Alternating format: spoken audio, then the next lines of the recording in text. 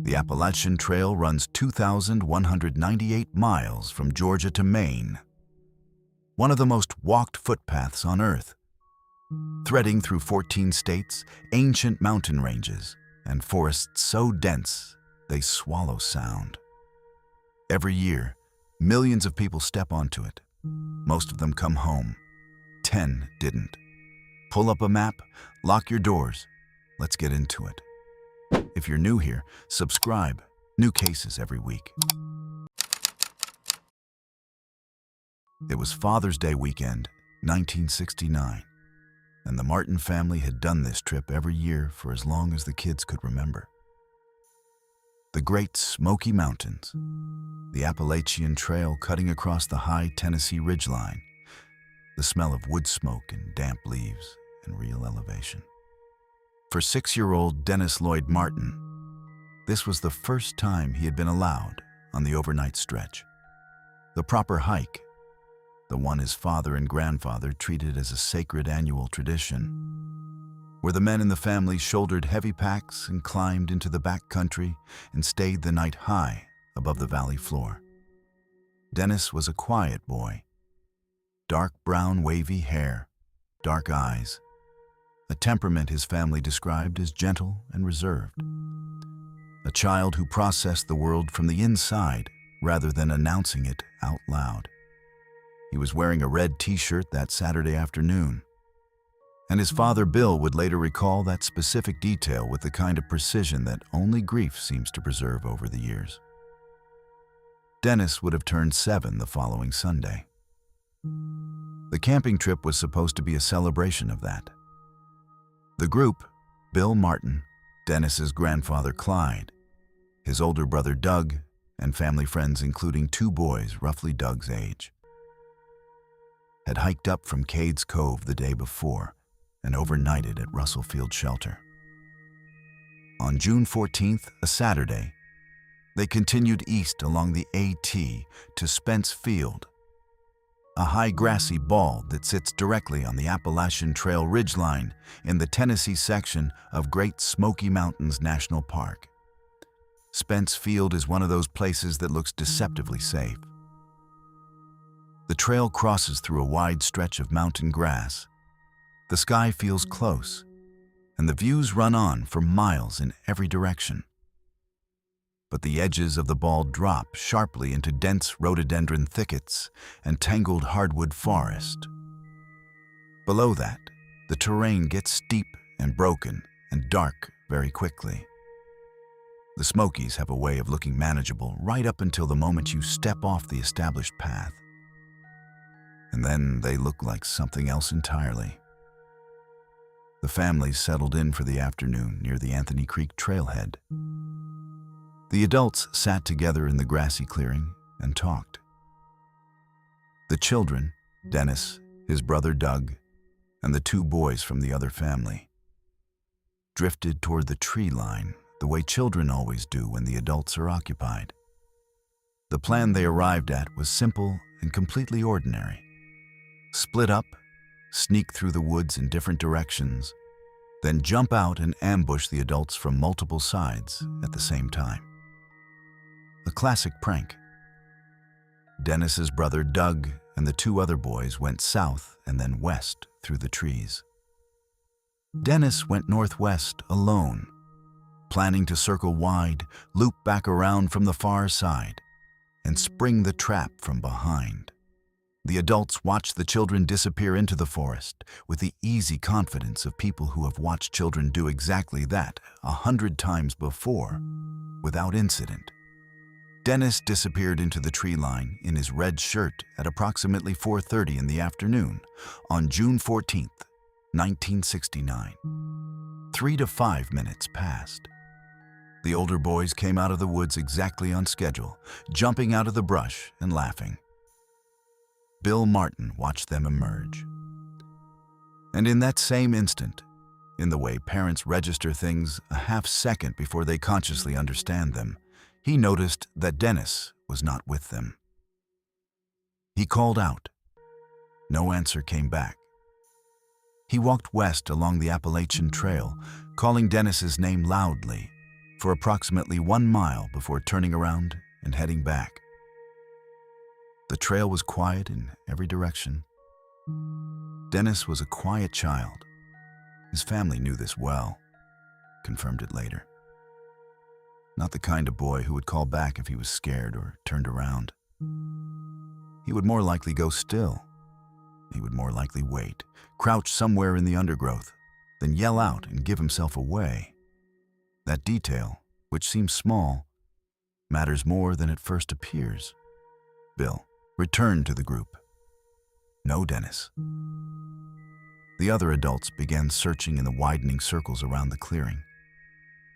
The afternoon light dropped lower and turned golden, and then started to go. This is where it stops being normal. A 6-year-old on a mountain ridgeline, not responding, not visible, not findable within the first 30 minutes of a group of adults actively looking for him. At approximately 8:30 that evening, Grandfather Clyde made the decision to hike 9 miles down the trail to the nearest ranger station at Cades Cove and report Dennis missing in person. Rangers were dispatched immediately back toward Spence Field. A night search was attempted, and then the storm arrived. A thunderstorm moved in over the Smoky Mountains that night and dropped an estimated 2.5 inches of rain across Spence Field and the surrounding terrain. Here's the critical detail. Within hours of Dennis vanishing, the mountain erased itself. Every track he had pressed into the trail soil, every scent he had left on the undergrowth, every physical marker of which direction a small boy in a red shirt had walked away from that clearing. All of it was washed out and gone before first light. The streams flooded and ran high and turbulent. The trails became channels of running water. Creek crossings that had been manageable that afternoon were impassable by midnight. By the time the sun came up on June 15, 1969, whatever evidence had existed at Spence Field had been systematically erased, and the enormous search that assembled that morning was beginning with absolutely nothing to go on. What assembled over the days that followed was unlike anything the park had ever seen. By midday on June 15th alone, there were already 240 people moving through the backcountry surrounding Spence Field. At the peak of the operation, the search would involve approximately 1,400 individuals. Park rangers, college students, firefighters, church volunteers, local law enforcement, state agencies, and active military personnel. 60 Green Berets from a nearby Army base were deployed directly into the Smoky Mountain backcountry and operated in terrain that even trained soldiers found demanding. The search covered an estimated 56 square miles. Trails, ridgelines, creek drainages, dense laurel thickets, shelter areas, and the steep drop zones on both sides of the Appalachian Trail. It was the largest search and rescue operation in the recorded history of Great Smoky Mountains National Park. It ran for days and then for weeks. Dennis's family posted a $5,000 reward for any information leading to their son. The FBI was brought in to investigate whether a kidnapping had occurred. They found nothing. No body, no clothing, no bones. Not a single fragment of a red t-shirt snagged on a branch. Across 56 square miles of intensively combed wilderness, Dennis Martin left no physical trace that any of those 1,400 searchers ever recovered. That silence, the total, complete absence of any material evidence, is what makes this case so difficult to reconcile. Children who become lost in the woods leave something behind. A shoe at a creek crossing, a wrapper on a rock, a handprint in the mud.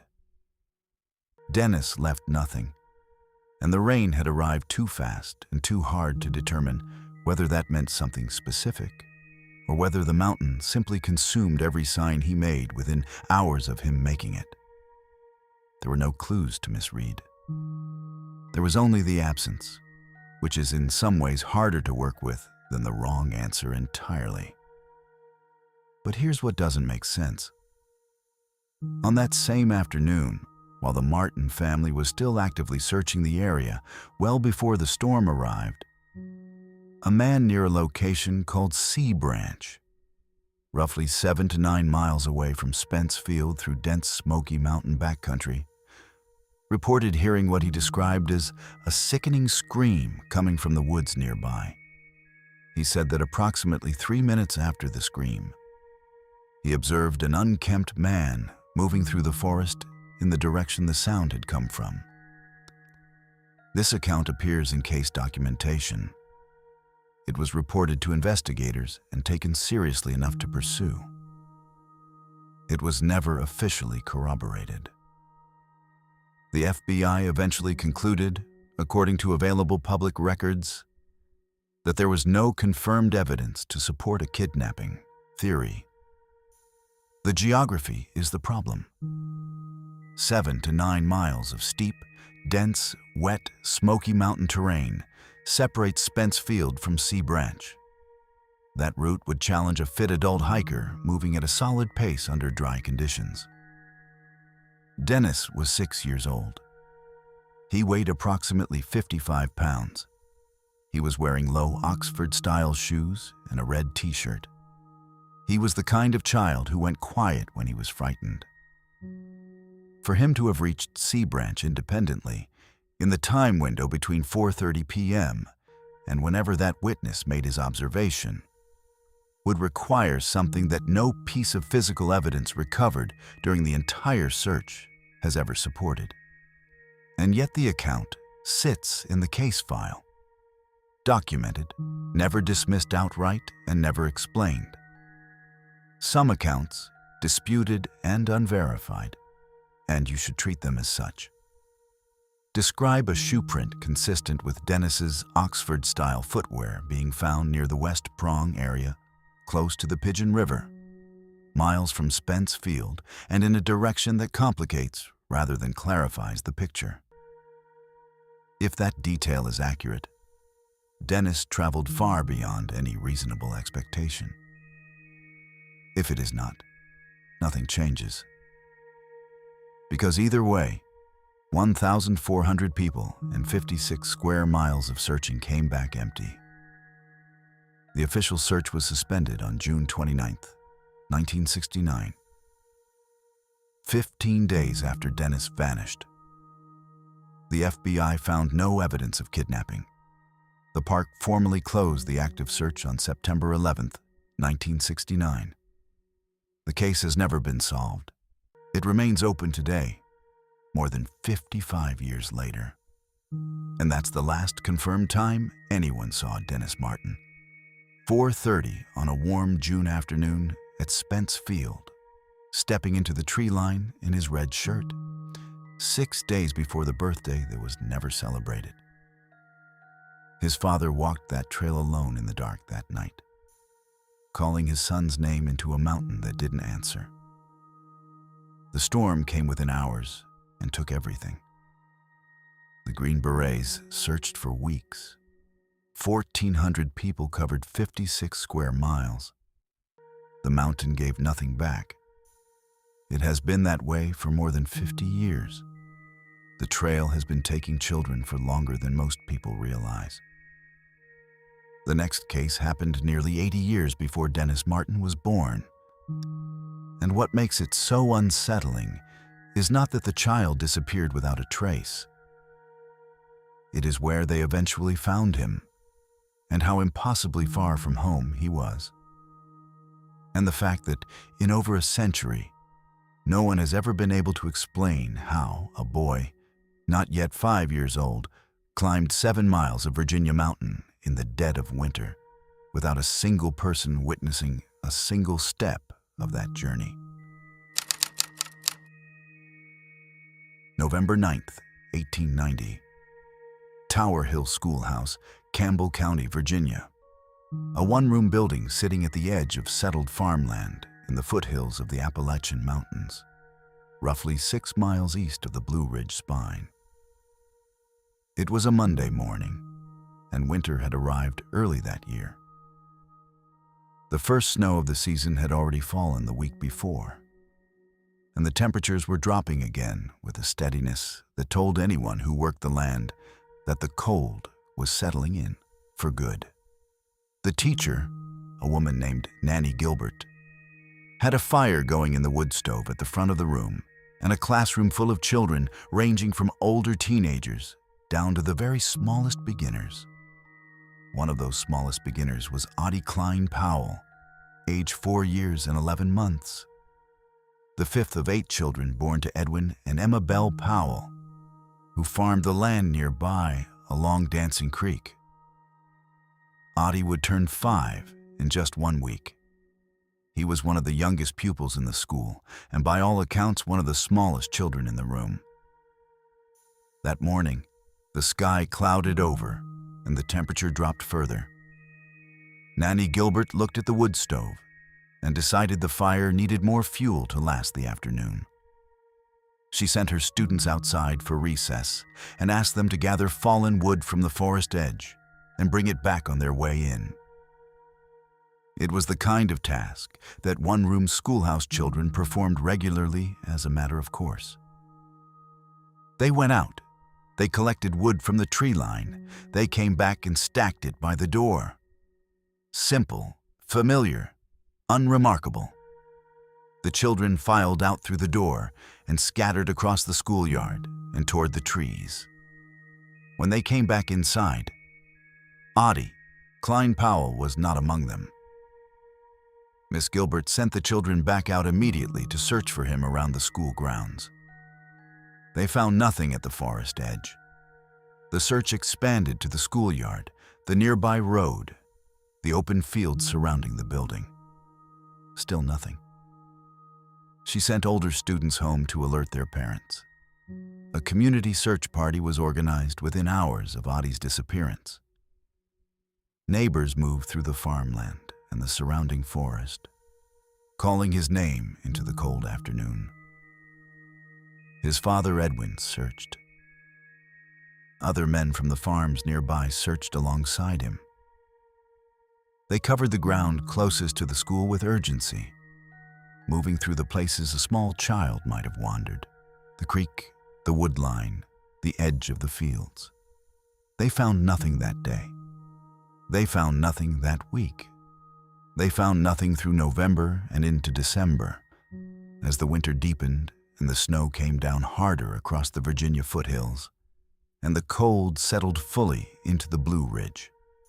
Edwin Powell placed a reward notice in the Lynchburg Virginian, asking for any information that might lead to his missing son. The community kept searching through the cold months when conditions allowed. Bluff Mountain, the dominant peak in the surrounding area, rising steeply to roughly 3,000 feet above the surrounding farmland, was considered as a possible area of search. But the assumption held by virtually everyone involved was that a child not yet 5 years old could not have climbed Bluff Mountain. The distance from the school to the summit was 7 miles. The ascent was sustained and steep. The terrain between the 2 points was dense hardwood forest and rising mountain ground that would have challenged a fit adult moving with purpose. It was simply not possible that Audie had gone that way. That assumption held for 5 months. On April 5th, 1891, nearly 5 months after Audie disappeared from the schoolyard, his body was found. Not at the base of the mountain, not in the fields or at the forest edge near the school, not along any of the paths that searchers had covered through the long winter. His body was found near the summit of Bluff Mountain, 7 miles from Tower Hill Schoolhouse, at an elevation that no search party had seriously combed because no search party believed a 4-year-old could have reached it. He was found seated against a tree. The cause of death, as determined at the time, was exposure to the elements. There were no signs of foul play reported. A memorial stone was later placed at the exact location where his body was discovered, and that stone still stands today. It reads, "This is the exact spot little Audie Klein Powell's body was found April 5th, 1891, after straying from Tower Hill Schoolhouse November 9th, a distance of 7 miles. Age 4 years, 11 months. Now this is where the case turns into something that 130 years of consideration has not resolved. 7 miles. That is the verified, documented distance between the school and the place where Audie Powell was found dead in the snow. 7 miles of Virginia mountain terrain, in late autumn moving into winter. Through dense hardwood forest and up a sustained steep ascent toward a summit that the adults closest to the situation had ruled out as a destination. Think carefully about what that requires. A child not yet 5 years old navigating that distance through unfamiliar terrain, in cold weather that was already killing off the late season, across ground that grows more demanding with every mile traveled toward the summit, with no established path that anyone has identified as the route he took, without being seen by any of the people who searched that countryside in the weeks and months after he vanished. But here's what doesn't make sense. The route between Tower Hill Schoolhouse and Bluff Mountain does not run through pure backcountry wilderness. It runs through countryside, farmland, forest edge, the kinds of mixed terrain where people live and work and move around, and would reasonably notice a small child walking alone in cold weather. The ground between the school and the base of the mountain was covered by searchers in the days and weeks immediately following Audie's disappearance. No one reported seeing him. No neighbor reported a small child at their door. No one saw him crossing a field or moving along a road or sheltering in an outbuilding. He was not found at the base of the mountain in the first weeks of searching, and he was not spotted by anyone between the moment he walked out of that schoolhouse door on a Monday morning and the April day when a searcher found him against a tree near the summit 5 months later. Here's the critical detail about where the mountain fits into everything that came after. The Appalachian Trail did not exist in 1890. It was completed in 1937. Nearly 50 years after Audie Klein Powell died on Bluff Mountain. When the AT was eventually routed through central Virginia, the trail was laid through exactly this terrain, up and over Bluff Mountain, directly past the place where the memorial stone marks the spot where his body was found. The stone sits on the Appalachian Trail today. Every person who has hiked that section of the trail has walked past it. Most of them stop. Most of them read the inscription. Most of them stand there for a moment doing the arithmetic. 4 years old, 7 miles, the dead of a Virginia winter. And then they move on because there is nothing else to do.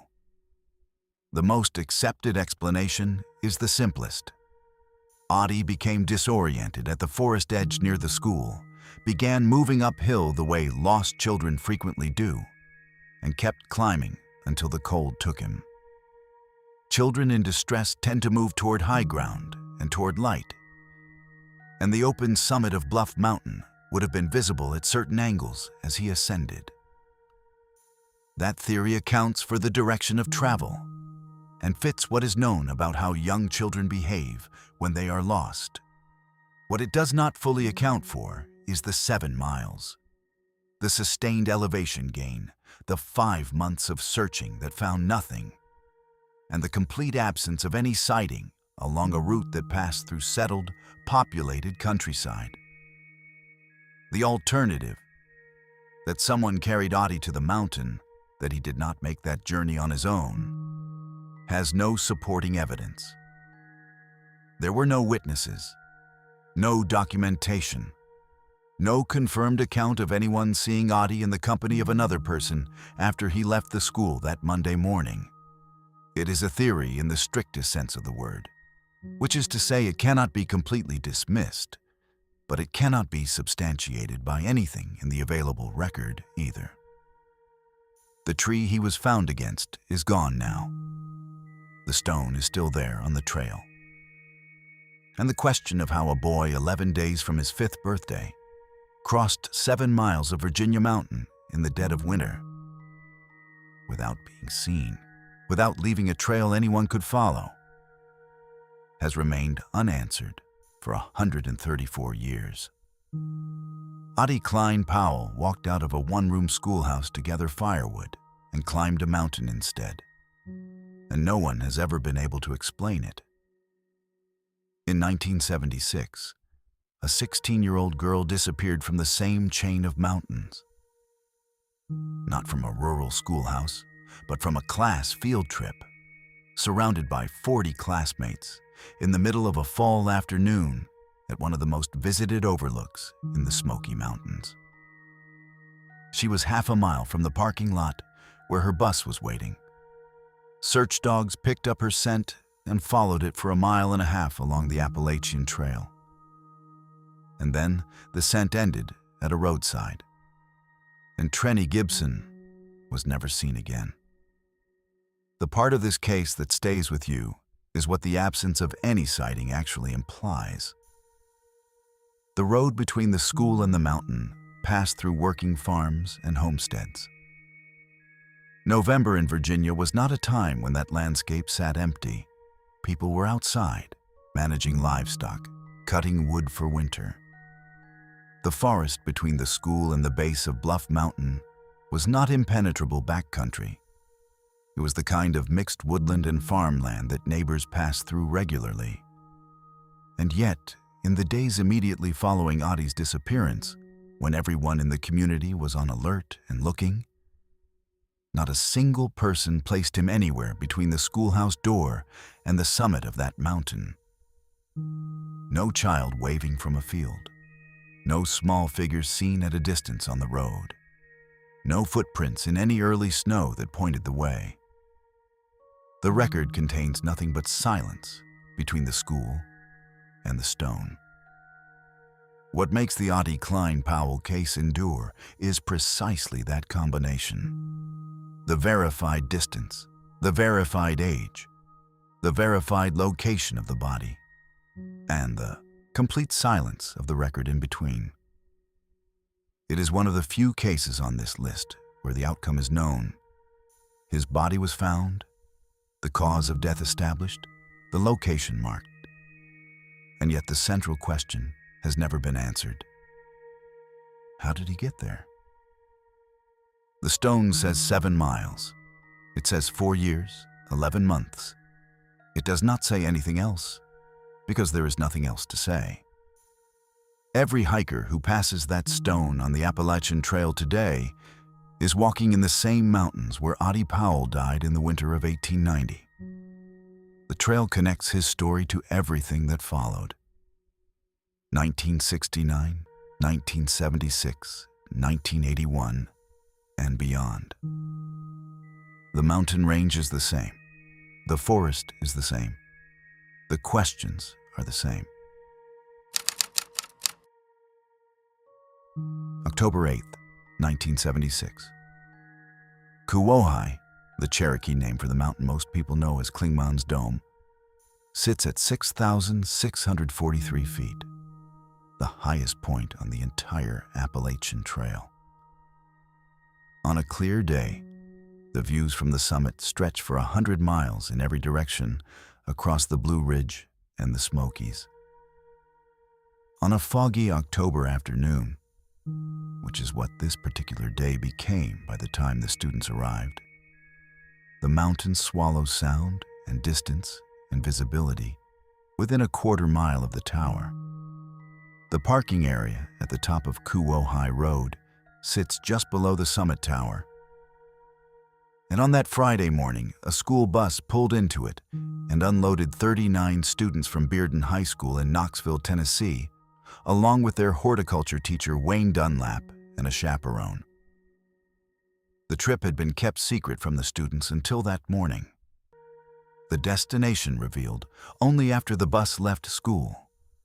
A small piece of theater that was supposed to make the day feel like an adventure. For Trenny Lynn Gibson, The surprise probably landed well. She was 16 years old, born August 17, 1960, a sophomore at Bearden, who by all accounts was living a normal teenage life. She worked shifts at the cafeteria in the local shopping mall. She had friends. She sat in the back of the bus and chatted with classmates on the way up. She was not known to be troubled. Park service records describe her as a good student with no problems.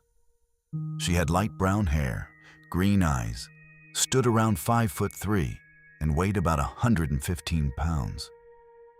That morning, she left her purse and her books in her family's car at school, the way you do when you expect to be back by the end of the day, and took only her bagged lunch.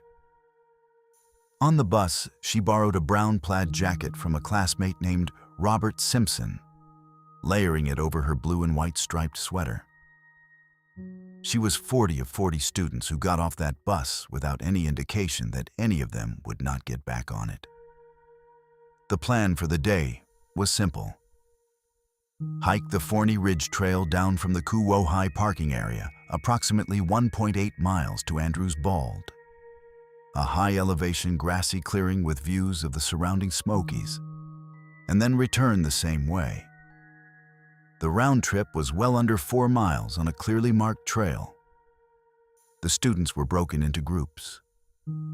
Trenny hiked with Robert Simpson for most of the walk down, the two of them moving at their own pace. They reached Andrews Bald around 1:30 in the afternoon, ate their lunches, and spent some time at the overlook. At some point on the return hike, Robert noticed a bear and went off trail briefly to get a closer look. Trenny continued back toward the parking lot without him. That is the last moment when anyone can say with certainty what Trenny Gibson was doing and where she was going. Everything after that is reconstruction, witness account, and inference. By approximately 3 to 3:30 in the afternoon, the students began gathering at the buses in the Kuwohai parking area. Teacher Wayne Dunlap counted heads. One student was missing. The count kept coming back 39. Trenny Gibson was not at the bus. Dunlap made a quick decision. He sent a student named Danny Johnson back up the trail toward Andrews Bald to look for her, while he himself walked out along the Appalachian Trail toward Double Spring Gap Shelter, reasoning that Trenny might have missed the turnoff back to the parking lot and continued along the AT by mistake. On the trail in that direction, Dunlap reported seeing tennis shoe tracks that appeared to match Trenny's shoe size. He followed them to a point roughly half a mile past the junction where the Forney Ridge Trail meets the Appalachian Trail and the path toward Double Spring Gap. There, the tracks ended or became indistinguishable, and he could follow them no further. He radioed park technician Sammy Lale and reported a missing student. The school group was instructed to wait. Danny Johnson returned from Andrews Bald, having found no sign of Trenny. By 5:30 in the afternoon, with no trace of her located, the school bus took the 38 remaining students back to Knoxville. The search continued without them. This is where it stops being a missing student and becomes something else. Rangers arrived and spread out across the trail network around Kuwohai through the evening. The weather worsened as the afternoon became night. Wind, rain, and fog rolled in across the high ridgeline, making visibility almost nothing and the trails slippery with wet leaves and rain. Helicopters that might have provided aerial coverage couldn't fly in those conditions. Searchers moved on foot through the dark. By midnight, the first round of search teams had checked Andrews Bald, the Forney Creek Trail, Collins Gap, and the area around Double Spring Gap Shelter. No Trenny, no belongings, no sign of passage beyond those possible shoe tracks Dunlap had seen on the AT. The search that assembled over the following days was substantial. A total of 756 people would eventually participate in the hunt for Trenny Gibson across 2 organized search periods. the first running from October 8th through October 18th, 1976. The second mounted the following spring from April 18th through May 5th, 1977. At one point during the October search, the logistical notes in the park record indicate preparations to provide 300 lunches in a single day to the searchers working across the mountain. Rangers, volunteers, and law enforcement combed the trails in every direction. From Kuwohi, moving through terrain made more difficult by the wet fall weather and the dense tree canopy that still held most of its foliage, making aerial search nearly impossible in the first critical days. Tracking dogs were deployed across multiple trail corridors and produced the most significant physical leads of the entire investigation. Here's the critical detail. The dogs picked up Trenny's scent on the Andrews Bald Trail and followed it toward the Forney Creek Trail junction, but lost it before finding any physical sign of her. A separate dog team picked up her scent at the Appalachian Trail near the Clingman's Dome Observation Tower, the summit structure at Kuwohi, surrounded that afternoon by tourists who had driven up the road and walked the paved path to the tower. The dogs followed her scent from the tower along the AT for approximately a mile and a half, and then they stopped. The scent ended at the roadside, specifically at a point along Clingman's Dome Road, roughly a mile and a half from the tower. Not in the woods, not at a trail junction, at a road. Now this is where the case turns dark. Dogs don't lose scent in the middle of open forest without a reason. Scent trails end at roads when someone got into a vehicle. The chief ranger, speaking to reporters within 4 days of Trenny's disappearance, said he was almost certain she was not in the park. The FBI entered the investigation on October 12th, 4 days after she vanished, pursuing the possibility of abduction. Agents came to Bearden High School and interviewed students in the principal's office. The appearance of federal investigators at the school was jarring enough that classmates still remember it decades later. At the location on Clingman's Dome Road where the dogs lost the scent, searchers found 8 cigarette butts of the same brand. 3 cigarette butts and a partial can of beer had also been found near the spot on the Forney Ridge Trail where Trenny was last seen by her classmates. None of these items were connected to any student on the trip. The implication, and it is an implication, not confirmed evidence, is that someone was waiting at or near that road while the school group was on the trail. There is one more detail from the aftermath of Trenny's disappearance that has never been conclusively explained. Reports surfaced after the fact that some of Trenny's jewelry, a ring, and possibly other items, was later found in the possession of Forsums, another student at Bearden High School, a sophomore girl who could not give a satisfactory account of how she had come to have it. This account is disputed and unverified in the available public record, and you should treat it as such. It was investigated by authorities. No charges resulted from that investigation. What the investigators found, what the students said, and how the matter was ultimately resolved is not part of the publicly released case documentation. The FBI's full case file on Trenny Gibson has never been made available to the public, and the specific conclusions agents drew from their interviews at Bearden High School remain unknown. A classmate named Kelvin Bowman also entered the investigation. In the months before the field trip, Bowman had attempted to break into the Gibson family home. Trenny's mother, Hope, shot him in the foot during the incident, and he was subsequently sent to a juvenile correctional facility.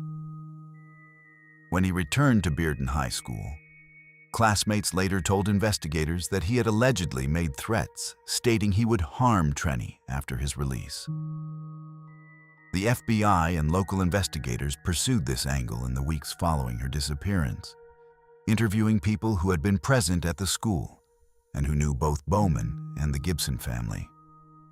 Bowman was investigated in connection with her disappearance. He was never charged. His involvement, if any, remains officially unconfirmed, and his name in the investigation record represents a thread that was pulled and did not lead anywhere definitive. The second round of searches in spring 1977 found nothing. The Park Service issued a final operational summary that acknowledged the possibility Trenny remained somewhere in the park, but noted that the evidence pointed away from that conclusion. The chief ranger had said it plainly within 4 days of her disappearance. He was almost certain she was not in the park. The dogs had said the same thing, in their way, when they stopped following her scent at the edge of a road and would not go further. And that's the last confirmed time anyone saw Trenny Lynn Gibson, approximately 2:50 in the afternoon on October 8th, 1976, half a mile from the Kuwo High parking lot on the Forney Ridge Trail, heading back toward the bus. Her desk at Bearden High School sat empty for the rest of that academic year. Her friends remember looking at it. One classmate, interviewed decades later, described the chair as ghostly. The presence of an absence, she called it. The class of 1978 graduated in the spring without Trenny in the lineup. They went on to college, to jobs, to families. Some of them are close to retirement now. They have never had an answer. Trenny would be in her mid-60s today. No one has ever been charged with anything related to her disappearance. No remains have ever been found. The FBI case file has never been publicly released. If you want to go deeper on cases like this, hit subscribe. 5 years later, and just a few mountains south, a woman who had hiked the same park for nearly 20 years walked around a corner on an easy trail in the middle of a clear afternoon, and simply wasn't there when her friends came around the same corner 30 seconds behind her. September 25th, 1981. Deep Creek Trail, North Carolina side of Great Smoky Mountains National Park. A gravel path winding through forest along the edge of Deep Creek, a shallow, rocky stream that ran low that particular fall due to drought. The trail is classified as easy, one of the most accessible walks in the entire park, popular with families and older visitors, the kind of path where you encounter other hikers regularly and the forest never feels truly remote.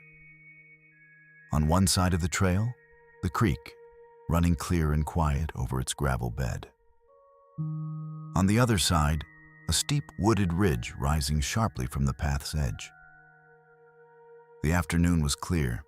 The temperature was mild. There was no reason for anything to go wrong. Thelma Pauline Melton, everyone called her Polly, was 58 years old and had been hiking this exact trail for nearly 20 years. She and her husband Bob spent every fall camping in the Smokies, the two of them driving up from Jacksonville, Florida, in their Airstream trailer and settling in at the Deep Creek campground for a stretch of weeks. It was one of the fixed points of their year. Bob was roughly 20 years older than Polly and not physically able to hike, so he stayed at the campsite most days while she went out on the trails with friends or acquaintances from the campground. Polly was tall, 5'11", with auburn hair and eyeglasses, and she smoked approximately 2 packs of Virginia Slims a day, a detail that matters only because it tells you something about how well her friends knew her routines.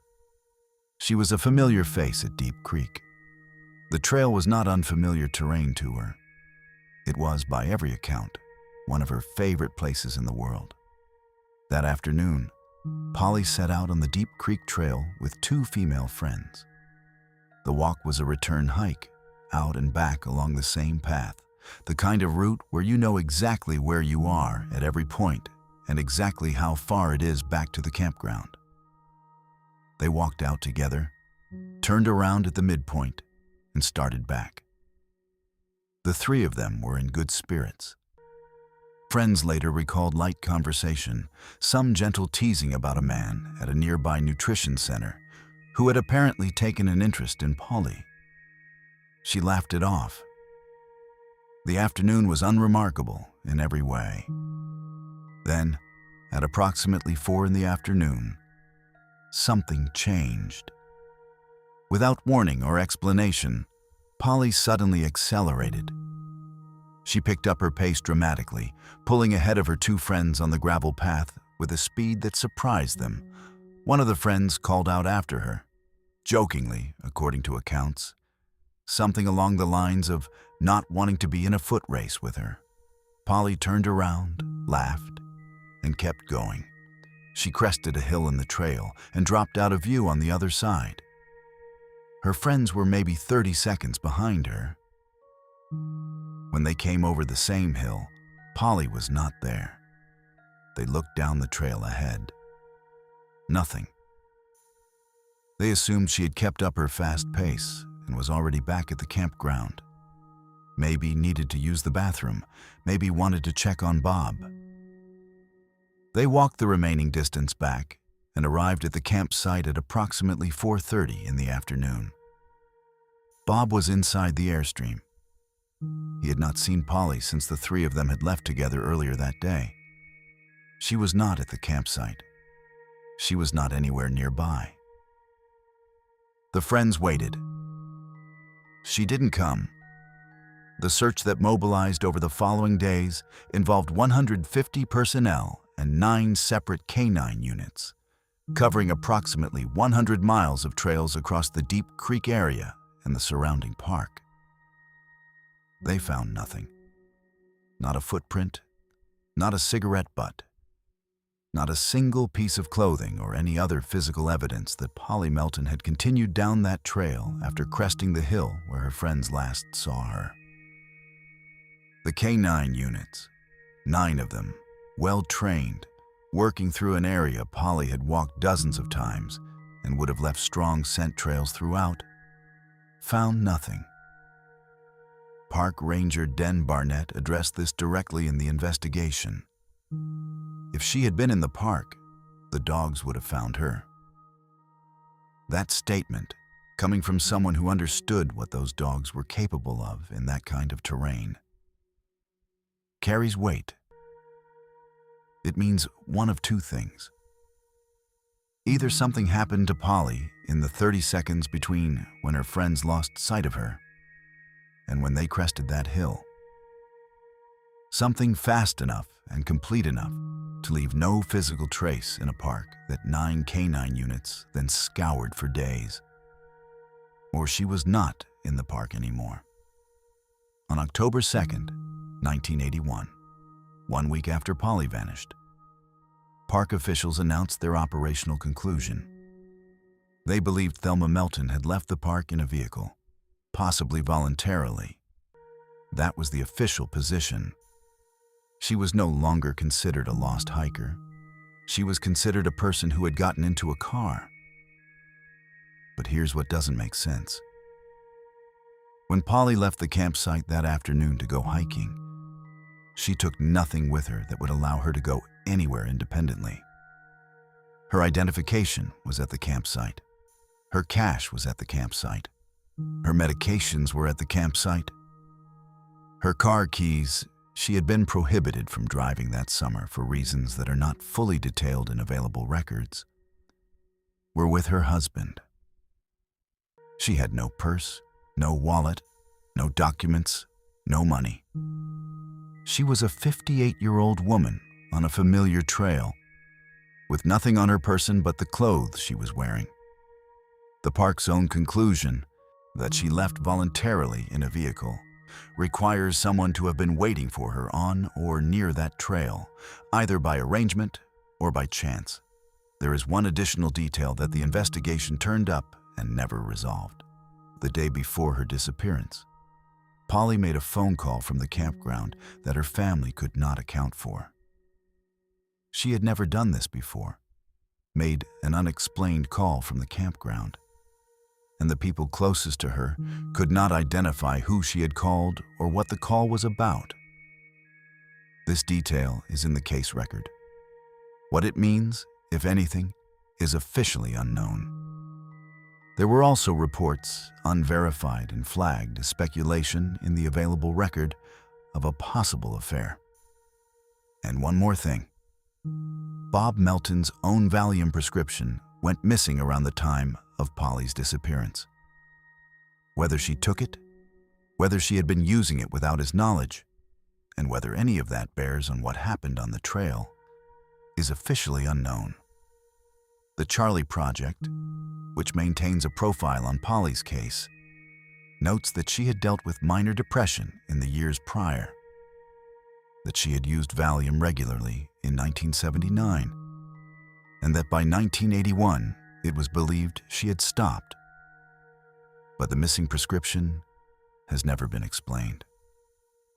And that's the last confirmed time anyone saw Thelma Pauline Melton, 4 in the afternoon on September 25th, 1981. Walking quickly over a hill crest on the Deep Creek Trail, turning to laugh at her friend's joke, and disappearing down the other side. Her 2 friends were 30 seconds behind her. In those 30 seconds, on an easy, populated trail she had walked for 20 years, Polly vanished completely. The spaghetti sauce she had made for dinner that night sat in the Airstream, waiting. Her husband had the trailer keys. She had nothing. The dogs found no trace of her in the park. She has never been found. In 1998, 17 years after Polly Melton walked over that hill, a 20-year-old college student in South Carolina drove alone to a trailhead on Easter Sunday, parked his car, and walked into the mountains without telling anyone where he was going. His car sat in that lot for 9 days before anyone looked. His fingerprint was still on the parking stub when they found it. Easter Sunday, April 12th, 1998. Table Rock State Park, Pickens County, South Carolina. 3,000 acres of steep mountain terrain, roughly 30 miles from Clemson University. Thick tree cover, multiple trail systems, and a parking area at the trailhead, serving as the gateway between the road and everything beyond it. The AT does not run through Table Rock directly, but the terrain is part of the same mountain chain, the same Blue Ridge foothills, the same dense and unforgiving landscape that defines this entire corridor. Jason Knapp was 20 years old. He was from York, Pennsylvania, studying mechanical engineering at Clemson, a demanding program he was doing well in. In the days before Easter, Jason had called his mother with exciting news. He had been accepted into the Pershing Rifles, an elite ROTC drill and ceremony unit on campus. A friend later described him as being in a happy place, looking forward, engaged with his studies, nothing suggesting distress. Brown hair, blue eyes. Last seen by his roommates wearing a t-shirt, blue jeans, and blue sneakers, leaving the apartment sometime around Easter weekend without any explanation of where he was going. His roommates assumed a road trip. He had not mentioned any plans, but that was not necessarily unusual. They went about their weekend.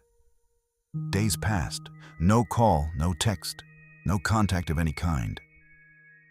By April 17th, 5 days after they last saw him, the roommates contacted Jason's parents in York. His parents knew immediately that something was wrong. Jason did not go silent. That was not who he was. His parents reported him missing immediately. On April 21st, 9 days after Jason was last seen, his Chevrolet Beretta was found in the parking area at Table Rock State Park. It had been sitting there for more than a week, unnoticed. A parking stub inside the car carried a fingerprint that was confirmed as Jason's. He had been there, parked his car, taken a ticket, and walked into the park on Easter Sunday. Beyond that, the physical record ends. Here's the critical detail. The searches that followed covered the 3,000 acres of Table Rock extensively. At one point, investigators drained a lake on the property, believing Jason might have drowned or that his remains might be there. The lake was empty. Search teams moved through the steep terrain, the dense tree cover, the branching trail systems. Nothing. No clothing, no belongings. No sign of passage beyond the fingerprint on that parking stub in the car that sat for 9 days while Jason Knapp was already gone. The questions his case leaves behind are simple and unanswerable. Why Table Rock? Why Easter Sunday, alone, without telling anyone? A young man described as happy and forward-looking, with specific plans and a future he seemed to be building deliberately. What did he go looking for in those mountains? His family never received an answer. The Pickens County Sheriff's Office found nothing to explain the disappearance. No body, no remains, no belongings recovered in the park. The case remains active in multiple missing persons databases today, more than 27 years later. Whatever Jason went looking for on that mountain, he never found his way back to the road. 13 years later, on a different section of the same mountain chain, a man who had driven from Indiana to Virginia to visit Civil War battlefields decided to hike the Appalachian Trail and find himself. His body was discovered 2 weeks after his last contact. His killer has never been identified. June 15th, 2011. Scott Allen Lilly packed his bag in South Bend, Indiana, and drove east toward Virginia. He was 30 years old. He had spent his adult life in South Bend working ordinary jobs and living an ordinary, quiet life. And he had one consuming passion that had traveled with him since childhood: American Civil War history. He knew the battles by heart, the commanders, the troop movements, the terrain decisions that decided outcomes. He had the kind of knowledge that goes past facts into something closer to feeling. Yes, the way a person inhabits a subject they have been living with for years. Coming to Virginia to walk the actual ground was something he had wanted to do for a long time. His childhood minister, Craig Clapper, the person who had introduced Scott to the idea of the Appalachian Trail, had pointed out that the AT ran directly through some of the most significant Civil War terrain in Virginia. You could hike it and stand on the same ridgelines where soldiers had camped, look out over the same valleys where armies had moved. Scott decided he would do the trail and the battlefields together, weaving one through the other, and that this would be the trip where he finally went looking for something. He was not an experienced hiker, and that detail matters in a specific way here. Craig Clapper later described Scott to reporters as a Civil War buff who had come to Virginia for the history and decided to hike the trail afterward, not the other way around. The AT was the vehicle, not the destination. What he was looking for was the war, and what he found in the process of looking for it is still not fully understood. Scott chose a trail name for himself, Stonewall, almost certainly a reference to Thomas Stonewall Jackson, the Confederate general who became one of the most analyzed commanders of the war, a man whose tactics Scott had studied closely. The trail name tells you something about where his head was on this trip. He was not hiking to get fit or to check an item off a list. He was hiking to find something, to locate himself inside a story he had been thinking about for years. He started his section hike southbound from Maryland on June 15th, heading toward Springer Mountain in Georgia, the trail's southern terminus. He planned to combine the hike with visits to Civil War sites along the route. The AT corridor in Virginia threads through some of the most significant ground of the entire war. and Scott had specific places in mind. He checked in with people at home as he moved south through Maryland and into Virginia through the summer weeks, posting updates and maintaining regular contact. The trail log and hiker community records, the kind of informal network that exists among people moving the same direction on a long trail, place him moving through Virginia through July, sheltering at the established lean-tos and camping spots spaced along the AT corridor. He was using his trail name. Other hikers knew him as Stonewall. He was making progress, moving south, doing what he had come to do. His last confirmed contact was around July 31st, 2011. At that point, Scott was at or near the Priest, a 4,063-foot mountain in Nelson County, Virginia, one of the more demanding peaks on the Virginia AT. Through hikers know the Priest for its punishing ascent and the equally steep drop on the far side, and for the Priest Shelter, which sits roughly 0.6 miles east of the AT along the old hotel trail. Scott had stopped there. Other hikers had seen him in the area around that date, moving south, trail named Stonewall, carrying his blue or purple pack. After July 31st, the trail goes quiet. No more updates posted, no more check-ins with family, no contact of any kind. His mother noticed the silence first. Scott was not the kind of person who dropped contact for weeks at a time. He checked in, he communicated, he let people know he was moving and where he was. When the updates stopped and the calls went unanswered, the silence had a different quality than a busy stretch on the trail would explain. Weeks passed without word. She reported him missing. On August 12th, 2011, approximately 2 weeks after Scott's last confirmed contact, a group of hikers walking the hotel trail in Amherst County, Virginia, found a body. The hotel trail, also called the Old Hotel Trail, is a 5.8-mile loop that intersects the Appalachian Trail twice, roughly 2 miles apart, in the Mount Pleasant National Scenic Area.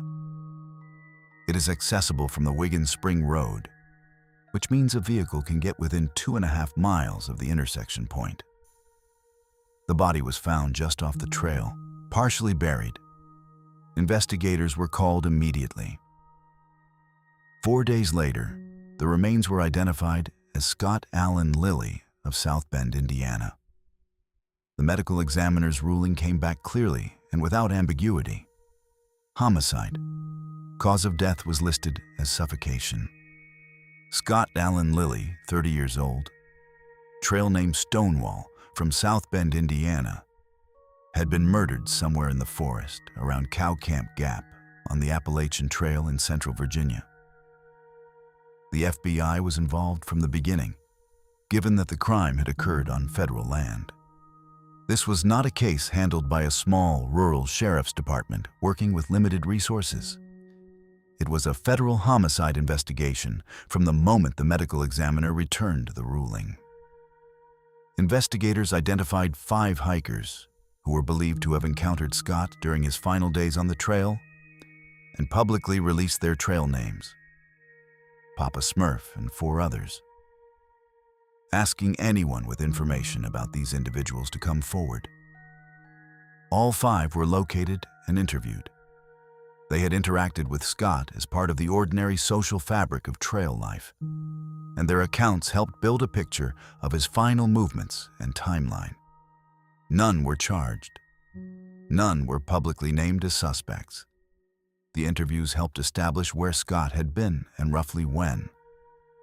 But they did not produce a name for the person who killed him. Now this is where the case turns methodical in a way that is more unsettling than chaotic violence would be. Scott was partially buried. Someone had taken the time to cover him, not hastily, not in a panic, but with enough deliberateness to partially conceal the body. And most of his gear was missing. His trail shoes, a specific pair of Walmart Ozark Trail low tops, brown and orange, were gone. His blue or purple backpack was gone. His propane camp stove was gone. His AT handbook was gone. Even the Nintendo game he had been carrying was gone. The sleeping bag situation is unclear from available records, but the pattern is not. Whoever killed Scott Lilly took his belongings with them when they left. Here's the critical detail. The hotel trail is not deep wilderness. It loops off the AT and back, and one of its access points is only 2.5 miles from Wiggins Spring Road. A person who knew this trail could park a vehicle at that road, walk in 2.5 miles, encounter a hiker at the shelter, and walk back out to the road without ever appearing in the AT log, without a trail name, without being remembered by any thru hiker as someone who passed in either direction. The trail community reacted strongly to the investigation. Online hiker forums focused particular attention on Papa Smurf, one of the 5 trail names investigators had released, based on reports from multiple hikers of theft and erratic behavior. The discussion spread widely enough that investigators addressed it publicly, confirming that all 5 individuals named had been contacted and interviewed, and noting that there had reportedly been multiple people on the trail using the name Papa Smurf during that period. The discussion resolved nothing.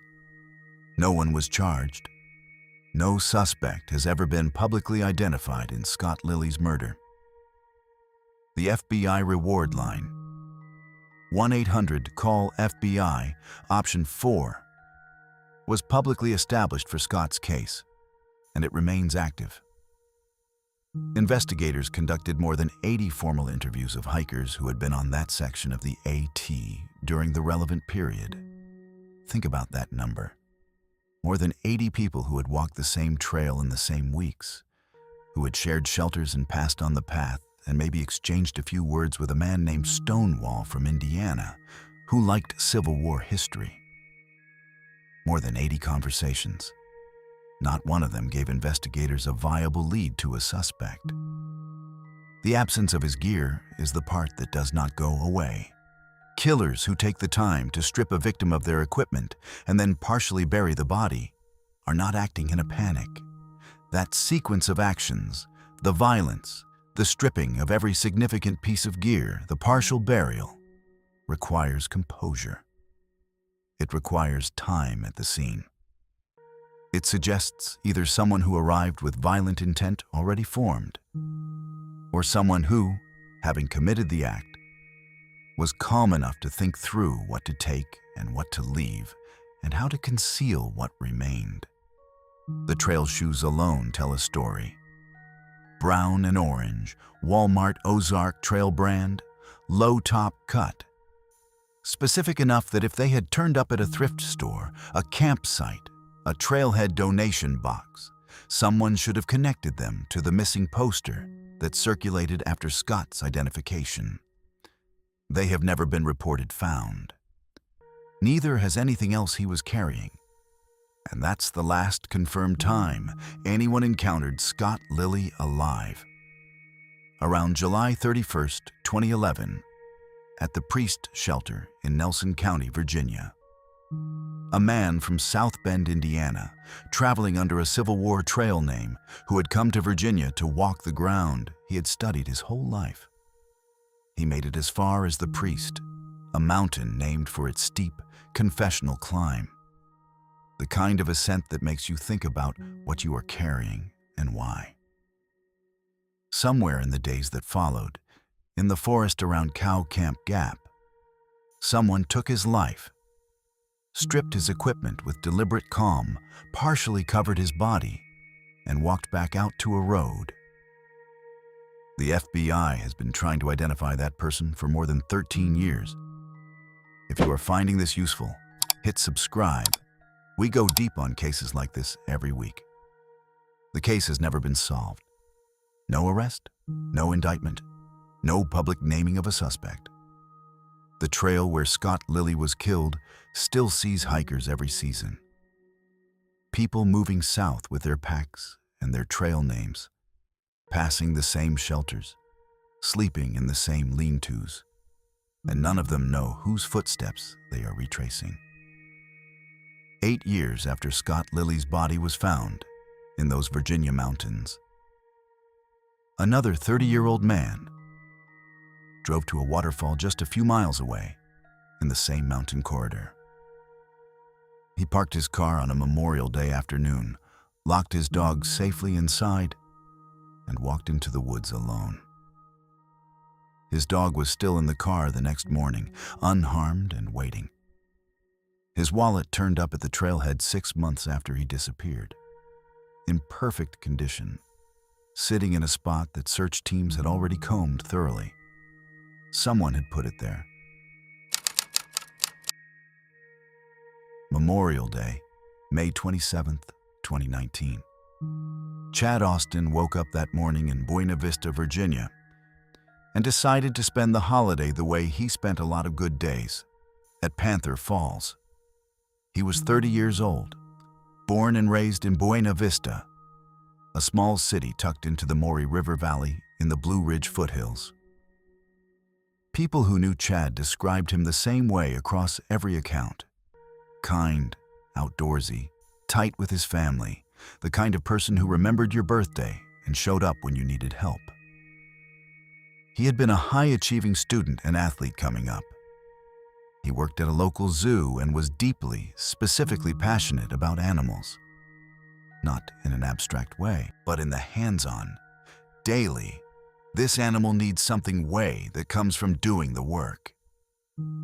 He posted photos and videos of his interactions regularly, the kind of content that makes people feel something. He had a dog named Gunner, who went everywhere with him when he could manage it. Panther Falls was his place. A popular local swimming hole and hiking destination in Amherst County, Virginia, accessible via Panther Falls Road, a 2-mile stretch off the main road that ends at a parking area near the trailhead. The falls sit in a creek drainage in the Jefferson National Forest, close to the Blue Ridge Parkway, in the same mountain corridor where Scott Lilly was murdered 8 years earlier. Chad had been coming to Panther Falls for years. It was, by every account from family and friends, his favorite waterfall on the entire Blue Ridge. He knew the terrain the way you know a place you return to by choice, not necessity. He drove out there alone that afternoon with Gunner in the car. The holiday weekend meant the trails and falls would have some traffic. Memorial Day in the Blue Ridge tends to bring people out, especially to popular spots like Panther Falls. Chad knew the terrain, knew the water, knew the path from the road to the falls and back. He was seen by 2 other hikers at Panther Falls during the course of that afternoon. The only independent confirmation that he arrived and was present at the location he set out for. Those 2 hikers are the last people confirmed to have seen Chad Austin alive. He did not come home that night. His family expected him. He did not call. He did not show. The next morning, his family discovered his silver 26 Hyundai Tiburon parked at Panther Falls Road. Gunner was inside, locked in the car, unharmed. Chad's keys and several personal items were found scattered within half a mile of the vehicle. The car was there. The dog was there. Chad was not. Here's the critical detail about the car and the dog. Gunner was safe, not distressed in a way that suggested he had been in the car for a panicked or traumatic amount of time. Safe, contained, waiting. That is not the picture of a man who left in a hurry or who fled from something in the moment. The dog being safely locked in the car suggests Chad's departure from the vehicle was deliberate. That at some point, he made a decision, secured Gunner, and walked away from the car with purpose. Where he was going and what happened when he got there is the question the investigation has spent years trying to answer. Virginia State Police and Buena Vista Police Department did not treat this as a missing persons case in the ordinary sense from the beginning. Virginia State Police Special Agent K.A. Zirkle stated it plainly in public communications. From the outset, investigators recognized the distinct possibility that Chad would not be found alive, and the case was handled as a homicide investigation from the start. That framing matters in a specific way. It means that from the moment Chad Austin's car was found with his dog inside and his belongings scattered nearby, the people responsible for finding him believed he was not lost. They believed something had happened to him. They were already working the case as if a crime had been committed, even while the search for his body was still ongoing. Now this is where the case turns strange in a way that goes beyond the initial disappearance. The investigation moved through the summer and fall of 2019 without locating Chad. Multiple official searches were mounted across the Panther Falls area. His family refused to stand still. They organized independent search parties throughout those months, coordinating volunteers and returning again and again to the terrain around the falls, determined not to let the case fade into a file while the official investigation continued working in the background. The family's public statements during this period were clear and consistent. They wanted Chad found, they wanted answers, and they were not going to stop until they had them. The area around Panther Falls was searched and searched again by both official and family-organized teams. Nothing turned up. Then December 20th, 19 arrived, 6 months after Chad vanished, and something changed. Chad's wallet appeared at the Panther Falls Trail, not found during a search, not discovered in an area that had been missed. It turned up in a location that investigators confirmed had already been searched in the months prior. The wallet was in good condition, not weathered by 6 months of exposure to the elements, not deteriorated the way an object left in the woods through a Virginia summer and fall would deteriorate. It was in good condition, and it was in a spot it had not been in when people were looking for it. Someone had placed it there. This detail has never been publicly explained in a way that resolves it. Virginia State Police confirmed the wallet's condition. Good, not weather damaged, not deteriorated by months of exposure, and confirmed it had not been present in that location during the prior searches of the area. They collected it and submitted it for forensic analysis. What that analysis found has not been fully released to the public as of available reporting. What the wallet's reappearance means, whether it was a deliberate act, a mistake by someone who had been holding it, a provocation directed at the family or investigators, or something else entirely, is officially unknown and publicly unexplained. But one thing is clear from the confirmed facts. It is not the behavior of evidence that was simply missed. A wallet that sits undiscovered for 6 months and then appears in good condition in a location that was already searched is evidence that has been handled by someone. Someone chose to put it there. In March 20th, 20, nearly 10 months after Chad had gone missing, a fisherman working in the creek at Panther Falls made a discovery. Skeletal remains were found in the water and surrounding area, approximately half a mile above where Chad's car had been parked. The terrain between the car and where the remains were found requires descending a steep hill to reach the creek drainage. Not visible from the trail, not easily accessible without intention. The remains were recovered and sent for forensic analysis. In May 20th of 20, nearly a full year after Chad Austin drove to his favorite waterfall on a holiday afternoon, Virginia State Police confirmed the identification. The remains were Chad's. The investigation was formally and publicly declared a homicide. 2 knives were also recovered during the search of the scene in March 20, 20, found in proximity to where the remains were located. They were collected by investigators and submitted to the Virginia Department of Forensic Science for analysis alongside other evidence from the scene. The results of that forensic analysis have not been released to the public as of the most recent available reporting. What the knives were, what they looked like, where precisely they were found relative to Chad's remains, and what significance investigators believe they carry. All of that remains outside the public record. What is confirmed is that they were recovered, that they were tested, and that investigators considered them significant enough to submit for forensic examination. But here's what doesn't make sense, taken as a whole. Chad drove to his favorite place on a holiday. He secured his dog in the car. He walked away deliberately. 2 hikers saw him that afternoon, the last confirmed sighting. His remains were found half a mile uphill from the car in steep terrain that required descending into a creek drainage. His wallet vanished for 6 months and then reappeared in good condition in a location that had already been searched. 2 knives were recovered at the scene. Virginia State Police called it a homicide from day one and have maintained that posture through every public statement since. No one has been charged. The corridor matters, and it needs to be stated plainly.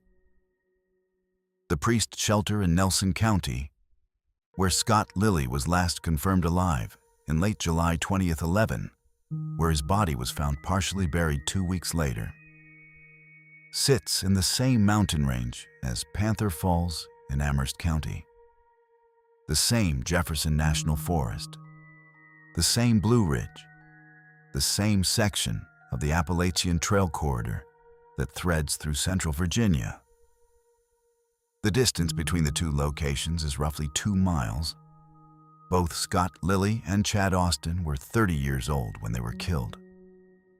Both cases are classified as open homicides. Both remain unsolved, with no arrests, no publicly named suspects, and no resolution for either family. Investigators have not publicly confirmed any connection between the 2 cases, and it is important to state that, clearly, the link is a theory, not a confirmed conclusion. The geographic proximity is a fact. The demographic similarity is a fact. Whether they point to the same person operating in the same stretch of mountain terrain over 8 years is something only investigators can answer, and they have not answered it publicly. Chad Austin's family released lanterns on what would have been his 33rd birthday.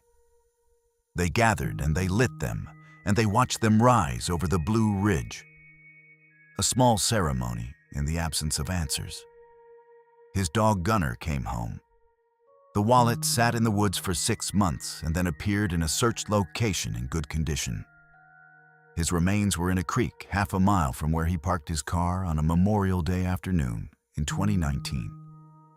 No one has been charged. No one has been publicly named as a suspect. The Virginia State Police investigation remains officially open, and investigators have continued to state publicly that they believe people in the community have information that could help resolve the case and have encouraged those people to come forward. The next case on this list is different from every other case we have covered. There is no crime scene. There is no unknown subject. There is no evidence of violence or foul play of any kind. There is only a woman, alone in the woods of western Maine, who stepped off the Appalachian Trail for a moment and spent the next 26 days writing letters to her family in a journal she knew might not be found for years. Hundreds of searchers walked within a mile of where she lay. She survived long enough to understand that they were not going to find her. She wrote that down, in ink, addressed to the people she loved, and then she waited. Geraldine Largay had been planning this for years. Not in a vague, someday when I get around to it way, but in the specific, deliberate way of someone who has decided that a particular thing is going to happen and has organized their life around making it happen. She was 66 years old, from Brentwood, Tennessee, a former nurse who had spent her career in the kind of work that requires patience, precision, and the ability to stay calm when things go wrong. Her trail name was Inchworm, given to her by other hikers on the trail, a gentle reference to her slow and steady pace, and she wore it without embarrassment. Slow and steady was exactly how she was approaching this. The Appalachian Trail from Georgia to Maine was on her list of things she was going to do before she ran out of time to do it. Her husband George knew how much it meant to her. She called it a bucket list item, which undersells the specificity of the desire. This was not a general ambition to spend more time outdoors. It was this trail, all of it, from Georgia to Maine, completed. In 2013, with the logistics worked out and George on board as her support driver, she decided it was time. She did not start alone. Jerry began the through hike with a close friend named Jane Lee. The two of them setting out together and moving north through the southern states, through the mid-Atlantic section, through New England, logging miles together through the spring and into summer. The partnership worked well. Jerry's husband George drove to trailhead meetup points along the route, resupplying her with food and equipment, connecting for nights when she could come off the trail and sleep somewhere with a roof. It was a structure that accommodated the realities of doing a through hike at 66. The miles were hard, the terrain in sections was brutal, and having that resupply and rest system in place made the difference between a hike that was sustainable over months and one that simply could not be maintained. Jerry was moving. She was making progress, mile by mile, state by state. She was doing the things she had set out to do, and by the time she reached Maine, she had already earned it. Then Jane Lee had a family emergency and had to leave the trail. The timing was not ideal. It put Jerry in Maine, on the northern section of the AT, one of the most remote stretches of the entire 2,198-mile route. The 100-mile wilderness, the bog crossings, the dense forest between Katahdin and Monson. This was not the section of the trail where you wanted to find yourself suddenly alone. Jerry made the decision to continue. She was an experienced hiker by that point in the journey. She had the gear. She had the routine with George at the trailheads. She had covered thousands of miles to get to this point. She would keep going north. On the morning of July 22, 2013, Jerry Largay was hiking northbound in Reddington Township in western Maine, a stretch of the AT that passes through what is technically unorganized territory. No town infrastructure, no services, minimal cell coverage across most of the area. She had been photographed that morning at or near the Poplar Ridge lean-to by a fellow hiker named Dorothy Boynton Rust. That photograph is the last confirmed visual record of Jerry Largay on the trail. Sometime after that photograph was taken, Jerry stepped off the Appalachian Trail to use the bathroom. She walked a short distance into the forest, away from the path. She never found her way back. The boreal forest in western Maine is not like the forests further south on the AT. It is dense in a particular way, not the rhododendron thickets of the Smokies or the open hardwood ridges of Virginia, but a close, uniform, directionless wall of spruce and fir that absorbs sound and swallows landmarks and makes spatial orientation genuinely difficult, even for people with real experience in backcountry navigation. There are no distinctive features to navigate by. The trees look the same in every direction. The ground is uneven with roots and moss and bog patches that shift your angle without you realizing it. The trail behind her was yards away, The distance between where she entered the trees and where the AT white blazes continued north was a matter of minutes on foot, moving in a straight line. But in that forest, straight lines are not easy to find or hold, and Jerry Largay did not find her way back to the trail. At 11:01 that morning, she sent a text message to her husband. The text read, "In some trouble." The misspelling was hers, the kind of typo that happens when hands are moving fast or the mind is moving faster than the fingers, the kind that marks the exact moment calm became urgency. She sent several more texts in the hours that followed, trying to communicate her situation, trying to give George her location, asking for help. None of them delivered. There was no signal in Reddington Township.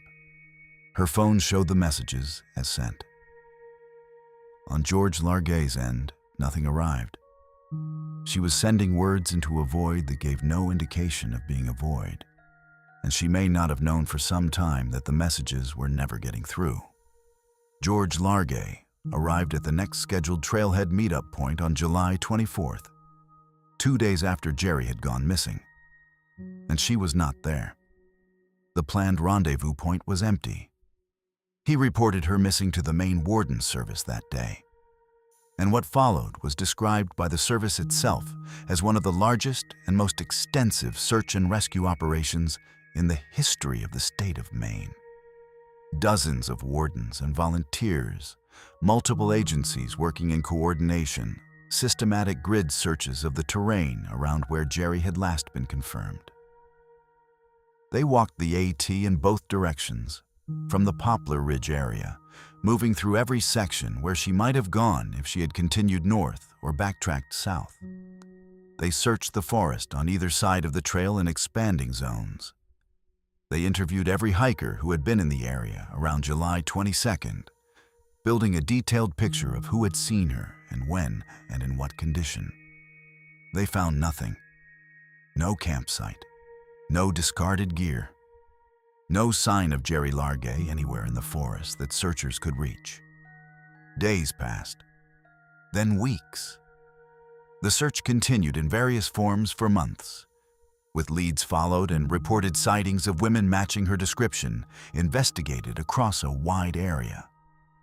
The Maine Warden Service maintained a full case file and kept the investigation active. 1 year passed after Jerry Largay stepped off the trail. Then 2 years. Her name had become known within the hiking community. The missing inchworm, the woman who disappeared in Maine, and people who had been on the trail near her route continued to report anything they thought might be relevant. The family waited. George Largay cooperated with investigators throughout. The Warden Service followed every lead that came in.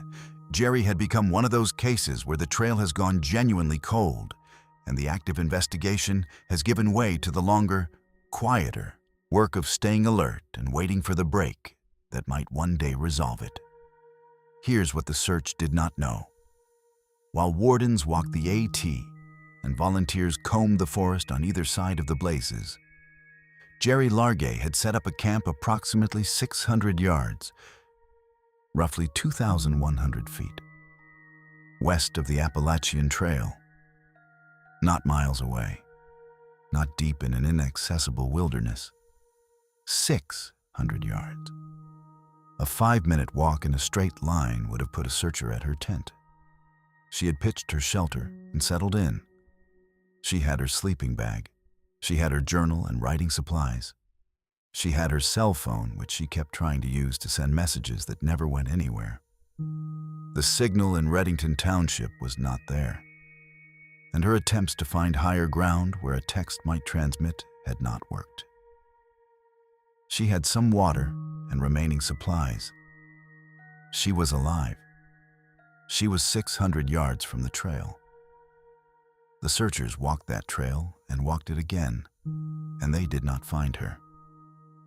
She kept a journal through what followed.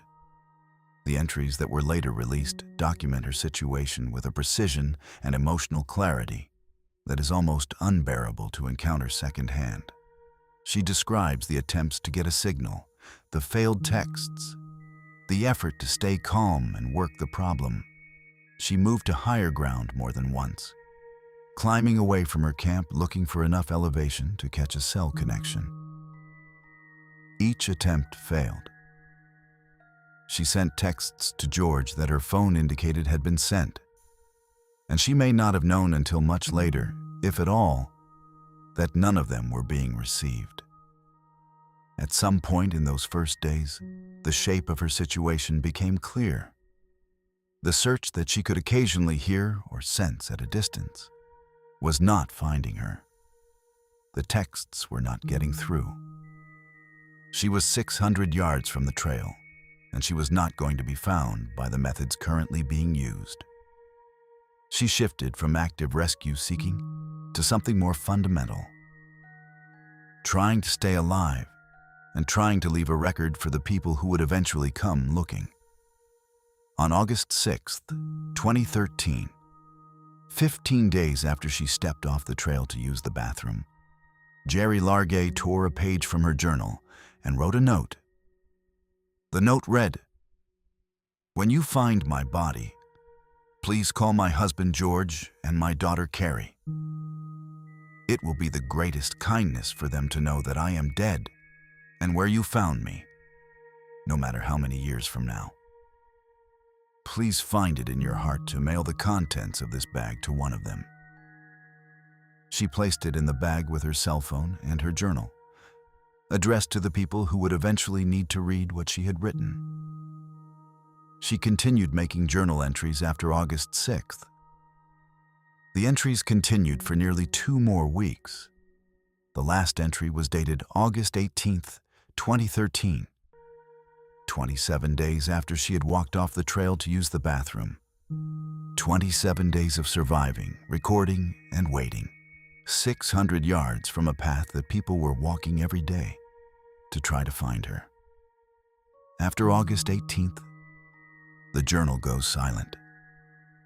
The Maine Warden Service and the people searching for Jerry Largay did not know any of this while it was happening. They were looking for a missing hiker in the forest of western Maine. They had no way of knowing that she was alive and riding in a tent 600 yards off the trail while the search continued. They had no way of knowing that she had addressed letters to her husband and daughter and placed them in a bag with her phone. The forest had absorbed her completely, the way that particular forest absorbs everything that enters it without a fixed direction. She was there. She was that close. And then she was not. It would be more than 2 years before anyone found her. October 14th, 2015. More than 2 years after Jerry Largay stepped off the Appalachian Trail in western Maine to use the bathroom and never found her way back, a contractor was working on a forestry survey in Redington Township. He was conducting an environmental impact assessment, routine forestry work, the kind of survey that requires moving slowly through terrain and documenting what is there. The land he was working on was owned by the United States Navy. Specifically, it was property used by the Navy's Survival, Evasion, Resistance and Escape Program, known as SERE, a training facility where military personnel learn to survive in, navigate through, and escape from exactly the kind of remote, disorienting wilderness that had swallowed Jerry Largay 27 months earlier. The land sits adjacent to the AT corridor in Redington Township.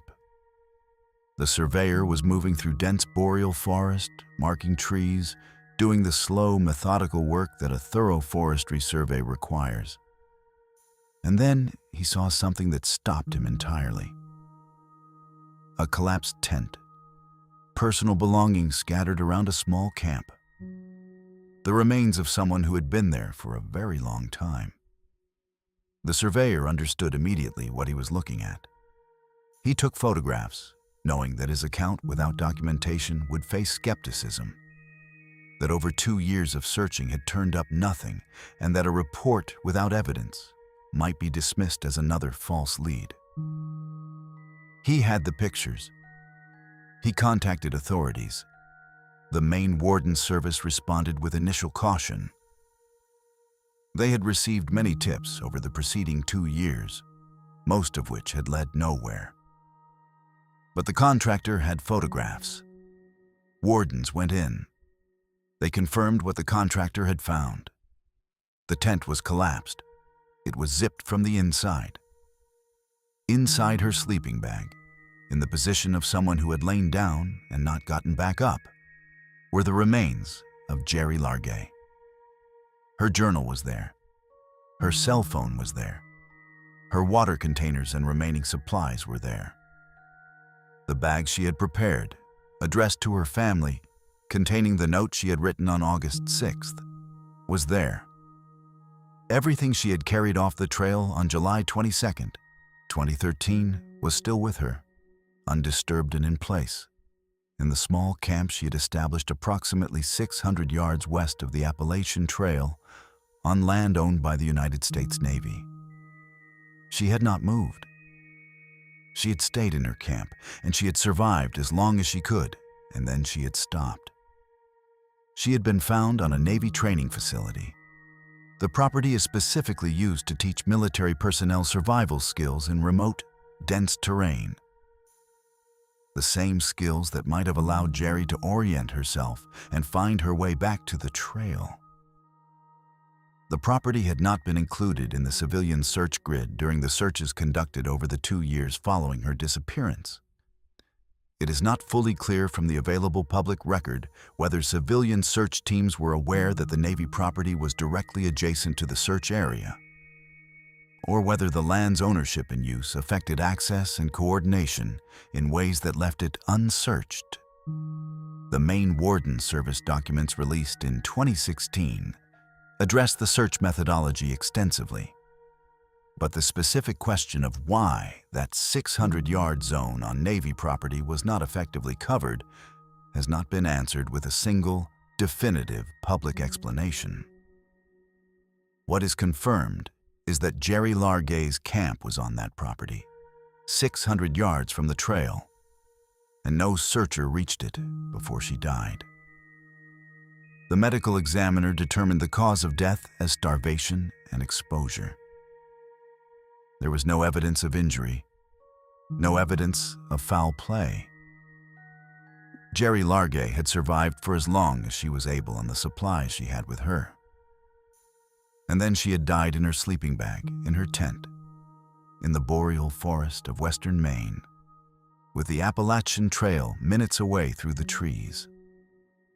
The Maine Warden Service released more than 1,500 pages of case documents in May 2016 in response to Freedom of Access Act requests filed by multiple news organizations, including the Associated Press and the Boston Globe. Those documents are extensive and detailed. They include the text messages Jerry had attempted to send to George, the investigative reports from the 2+ years of search operations, records of witness interviews with hikers who had been on the trail near her last known location, and excerpts from the journal she kept during her 27 days of survival. The first text message she sent was time-stamped 11:01 a.m. on July 22, 2013, in some trouble. That was the beginning. The journal ran from the days after she got lost through to August 18th, and the entries that have been released chart a progression from active, systematic problem-solving, trying different directions, higher ground, different signaling strategies, towards something quieter, more resigned, and ultimately more deliberate. Now, this is where the case turns into something that is less about a single failure and more about the specific, compounding precision of how multiple systems failed in sequence. Jerry Largay was 600 yards from the trail. She was alive for 27 days after she got lost, nearly a month. She attempted to signal for help by hiking to higher ground on multiple occasions. Her texts went into a dead zone that gave no indication it was a dead zone. The search that assembled around her disappearance was one of the largest in Maine Warden Service history, and it covered the AT corridor and the surrounding terrain in extensive detail. And throughout all of that, the weeks of searching, the hundreds of person-hours spent walking that trail, she was 600 yards away on Navy property, alive, writing in her journal, waiting. The search did not reach her. The Navy property was not effectively covered, and she was that close the entire time. Here's the critical detail about the undelivered texts. There was no moment when Jerry received a message back saying her texts had failed. Her phone showed them as sent. That is not a small thing. If she had known in the first hours that George was not receiving her messages, if the phone had shown an error, a failed delivery notification, anything, she might have made different decisions. She might have moved differently. She might have pushed harder toward the trail or in a different direction. The system she was depending on gave her no indication that it had stopped working, and that absence of feedback may have shaped every decision she made in the days that followed. The journal entry from August 6th is the one that stays with people who read this case. She tore the page from her journal and wrote, "When you find my body, please call my husband George and my daughter Carrie. It will be the greatest kindness for them to know that I am dead and where you found me, no matter how many years from now. Please find it in your heart to mail the contents of this bag to one of them." She wrote that 15 days after she got lost, while she was still alive, while her body was still functioning well enough to hold a pen and form coherent sentences. She had already reached the conclusion that she was not going to be found in time. She was not writing in despair. The phrasing is too organized, too purposeful for despair. She was writing as a former nurse, with the clinical precision of someone who has assessed the situation honestly and is now making the practical arrangements that flow logically from that assessment. She placed the note in a bag along with her cell phone and her journal.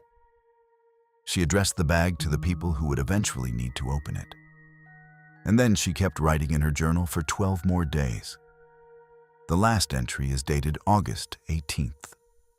It has never been fully released to the public. The Maine Warden Service released portions of the journal in the 2016 document release.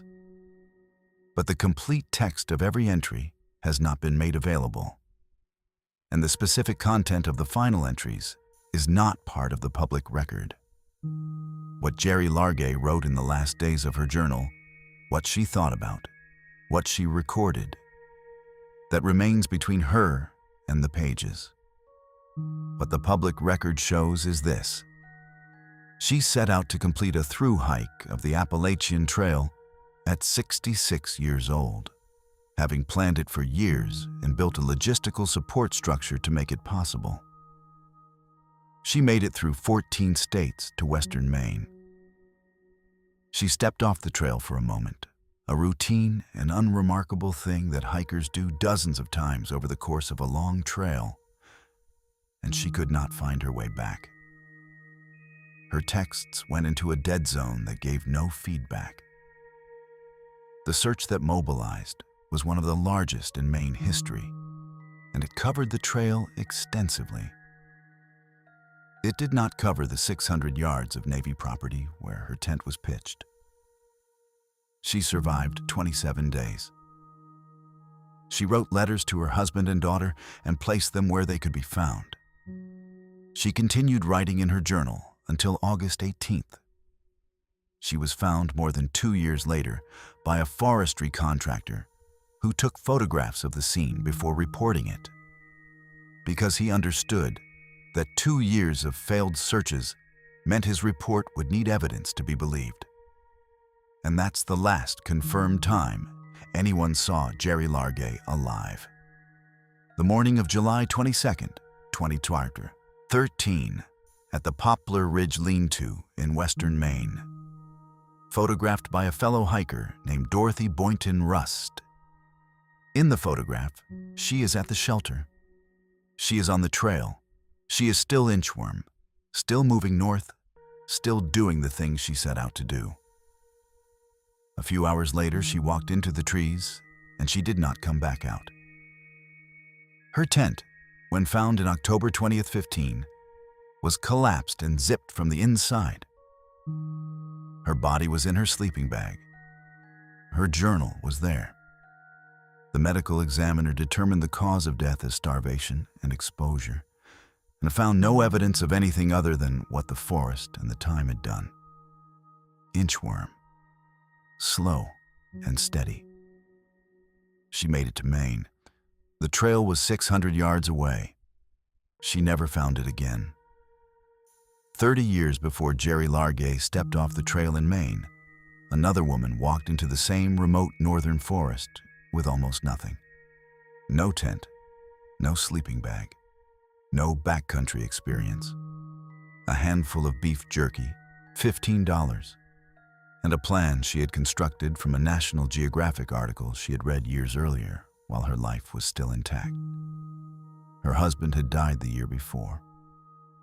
She had decided to hike the Appalachian Trail from Maine to Georgia, alone in his memory, with no training and no preparation adequate to what she was walking into. No one reported her missing for nearly 2 months. When they finally did, the trail had been walked by hundreds of other hikers in the weeks between, and there was nothing left to find. Not a campsite, not a footprint, not a single sign that she had ever been there at all. November 5th, 1982. White Settlement, Texas. A woman named Jessie Albertine Hoover lost her husband Eugene when he was struck and killed by a car. They had been married for 35 years. She was 53 years old. By all accounts, the loss reorganized her completely, the kind of grief that doesn't pass through a person and leave them essentially intact on the other side, but instead settles in and changes the shape of everything that follows. Jessie became depressed in a way her family could see and recognize. She stopped moving through life the way she had before Eugene died. The routines they had built over 35 years of marriage no longer had the same weight or direction without him in them. The people around her worried. And then, sometime in the months that followed, Jessie began to form a plan. At some point in the months following Eugene's death, Jessie read, or reread, an article in National Geographic magazine about the Appalachian Trail. The AT had been featured in National Geographic coverage, and the idea of it had the kind of imagery that sticks. 2,180 miles from Maine to Georgia, through ancient mountains, through 14 states, one continuous footpath through the oldest range in North America. It was something large enough to walk into, something with a clear start and a clear end, something that would require everything she had for months at a time and leave no room for the absence she was living inside. Jessie decided she was going to hike it. She announced this to her family with a certainty that left little room for negotiation. She said she would walk from Mount Katahdin in Maine all the way to Springer Mountain in Georgia, alone, and she would begin as soon as she could arrange it. Her family was worried, not in the abstract way that people worry about a relative who takes up a challenging new hobby, but in the specific and urgent way that people worry when someone they love makes a large, sudden, poorly prepared decision in the middle of a period of serious mental health struggle. Jessie had no hiking experience to speak of. She had no backcountry gear, no tent, no proper sleeping bag, no navigation equipment, nothing that the trail required at the level she was planning to hike it. She had no coherent financial plan for sustaining herself across what would need to be a journey of months. Her stated intention, according to family accounts and case records, was to wire home for money and pick up her prescription medications as she passed through towns along the route. The reliance on town resupply points on a trail that passes through significant stretches of wilderness with no towns for days or weeks at a time was a plan that did not account for the reality of what she was walking into. She also had epilepsy, a condition that carries specific and serious risks in a remote environment without immediate medical access. Her family raised all of these concerns directly. Jessie was not dissuaded. She had made up her mind. In May 19th, 83, she traveled from White Settlement to Maine. She was 53 or 54 years old by this point, and she arrived in the Northeast with the beginnings of a plan and very little else. On May 16th, she called her sister from a motel in Bangor. This is the last contact anyone had with Jessie Hoover while she was alive and moving. She told her sister she had between $15 and $20 to her name. She intended to wire home for more money as she needed it. She made her way to Baxter State Park, the gateway to Mount Katahdin and the northern terminus of the AT. Here's the critical detail. Park rangers at Baxter took one look at Jessie Hoover and turned her away from summiting Katahdin. They felt she was unprepared. This was not a bureaucratic judgment. Rangers at Baxter regularly turn away hikers who arrive without adequate gear or demonstrated fitness for the mountain. Jessie did not have what she needed to summit Katahdin, and the rangers said so. She accepted this, at least outwardly. What she did instead was walk to the trailhead of the 100-mile wilderness. The rangers had told her she was not prepared for Katahdin. She accepted that verdict for the summit, and then walked directly to the entrance of a stretch of trail that is more demanding than the mountain in almost every practical sense. The 100-mile wilderness is the most remote stretch of the entire Appalachian Trail. It runs from just south of Baxter State Park to the town of Monson, Maine, roughly 100 miles of terrain with no roads, no resupply points, no services of any kind. Hikers are explicitly warned before entering it to carry at least 8 to 10 days of food, because there is nowhere to get more until Monson. The terrain involves bog crossings, river fords, steep climbs, and the kind of dense boreal forest that, as we have already seen in Jerry Largay's case, can disorient and consume even well-prepared hikers. Retired Warden Sergeant Dave Sewall, who investigated Jessie's case, described the corridor plainly. From Katahdin to Monson is a bad area. She didn't have any equipment at all. On May 20th, 1983, 4 days after her last phone call to her sister, 4 days during which she had managed to make her way from Bangor to Baxter and get turned away from the mountain and find her way to the wilderness trailhead. Jessie Albertine Hoover was last seen at the trailhead of the 100-mile wilderness south of Baxter State Park in Millinocket, Maine. She was wearing blue jeans, a blue shirt, and a blue windbreaker. She was carrying a blue knapsack. She had some beef jerky. She had roughly $15. She walked into the 100-mile wilderness alone. And that was the last time anyone saw her. Not the last time anyone reported her missing. That came much later.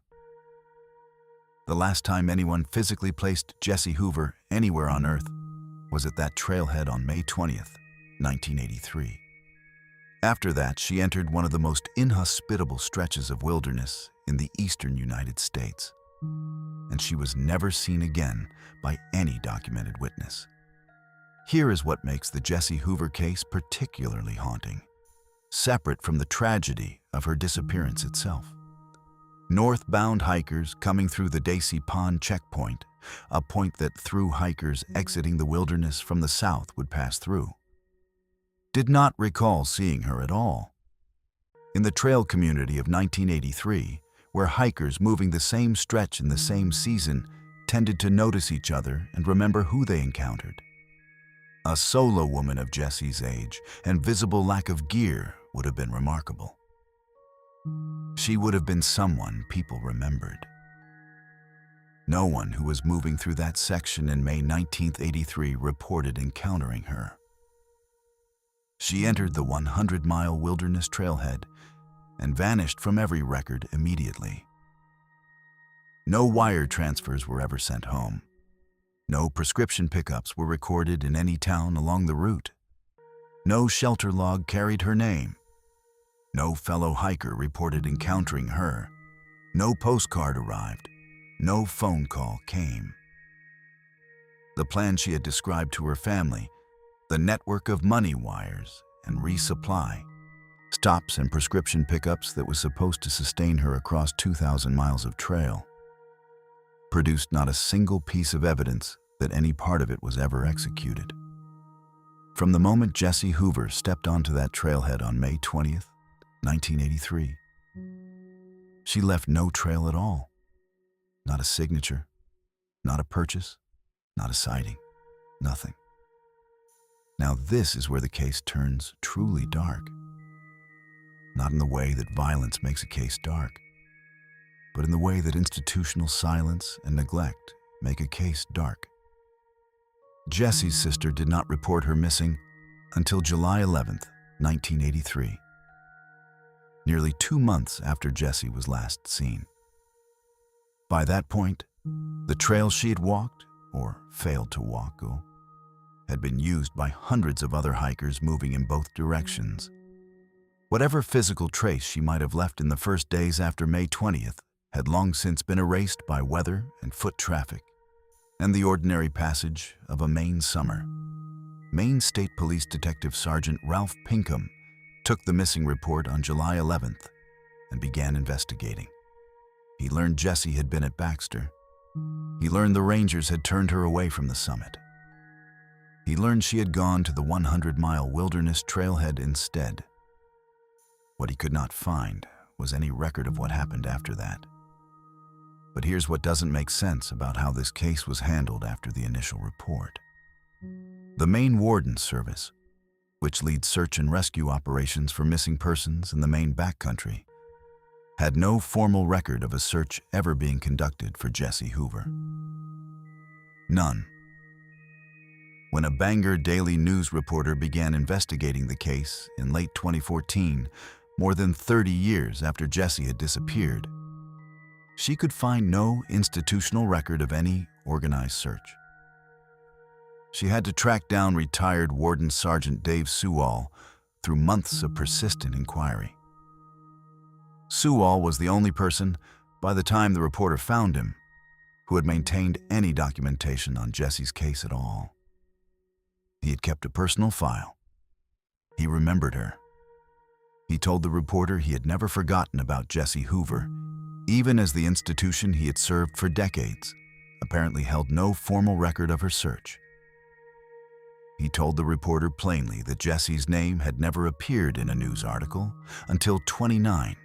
For 26 years from the time she disappeared, from 1983 to 29, her name was entirely absent from public documentation of any kind. She did not exist in the record.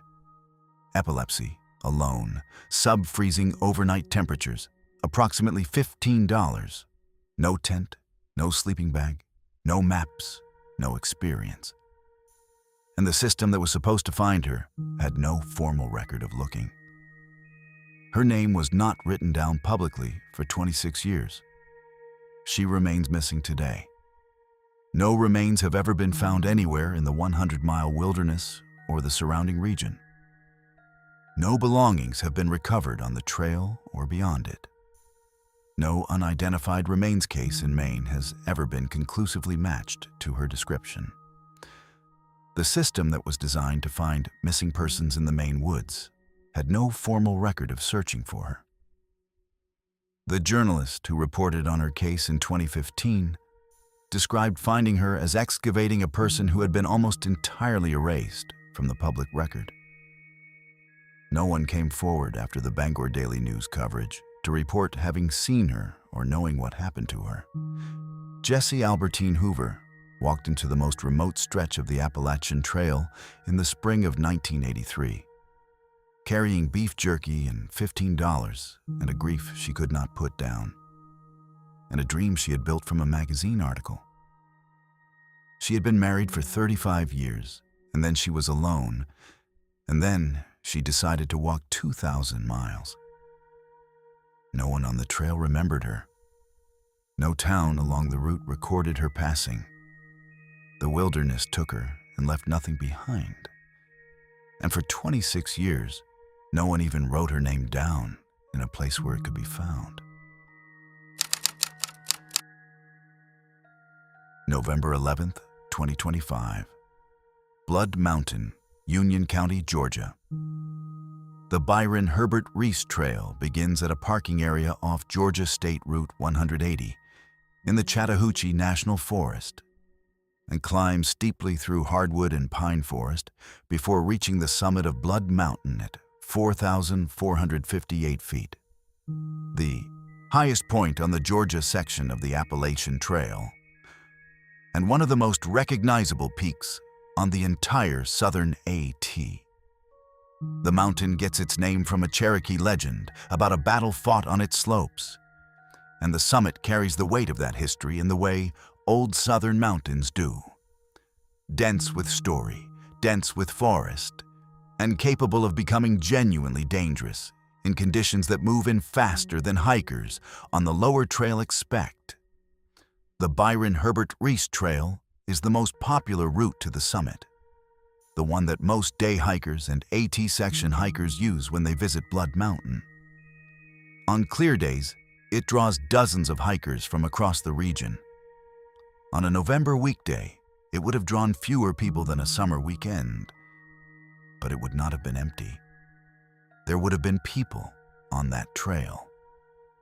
Charles Hosh was 67 years old.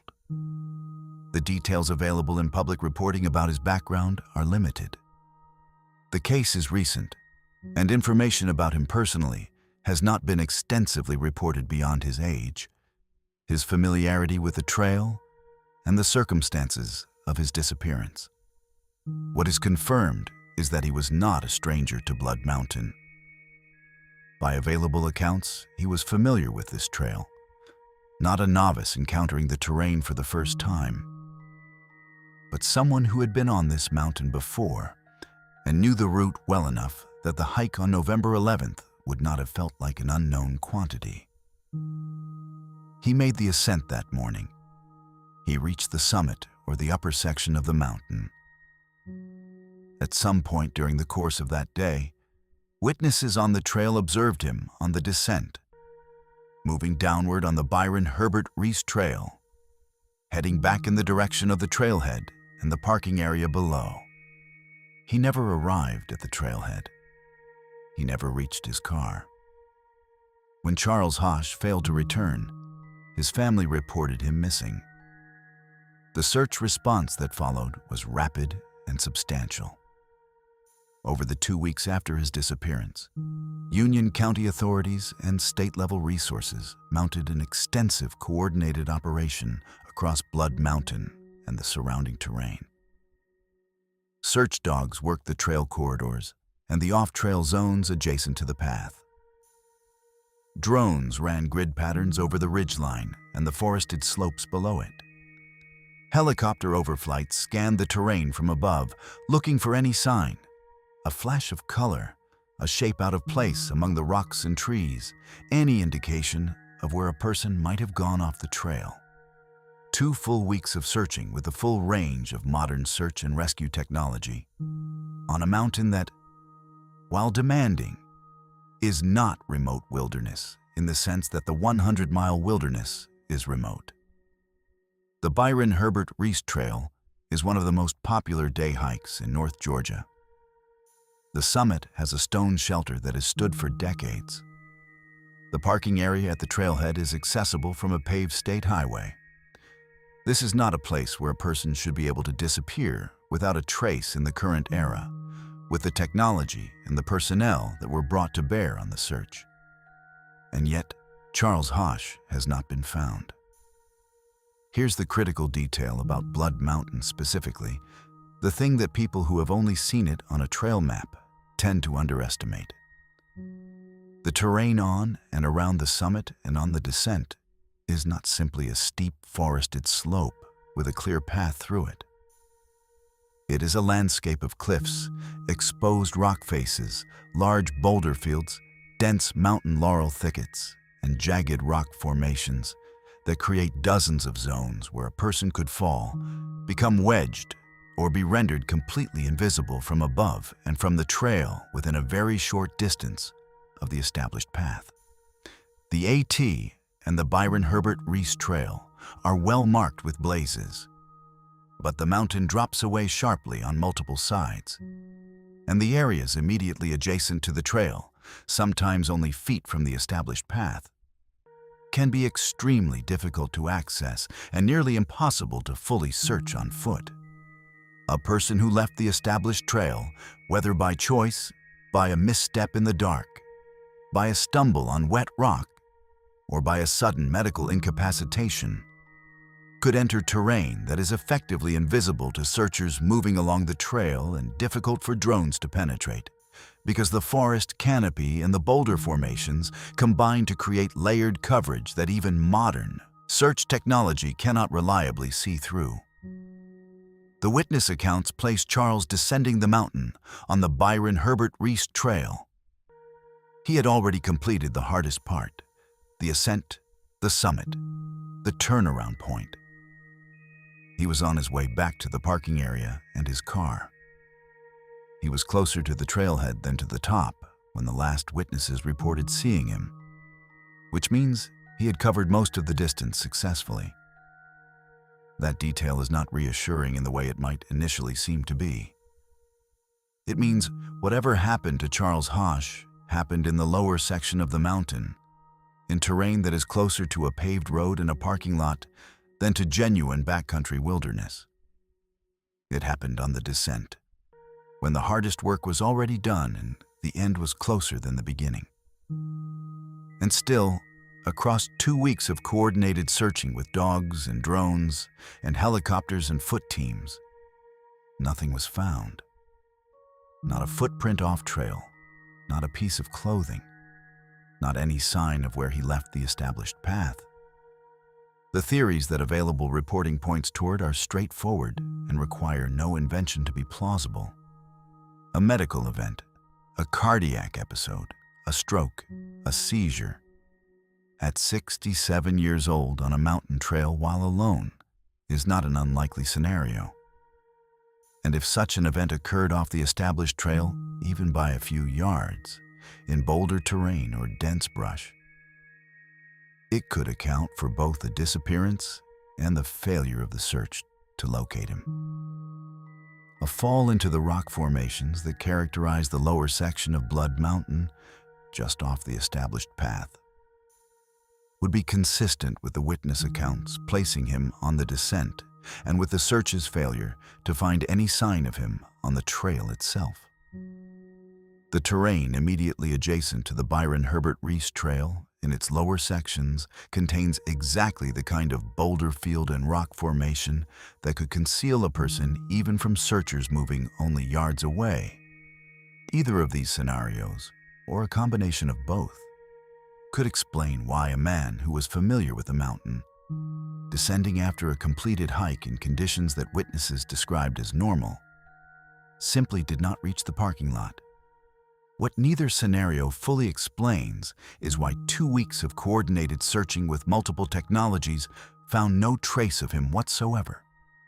No equipment, no sign of a fall, no blood on rock, no disturbance in the undergrowth, no indication of the direction he might have moved if he became disoriented or impaired.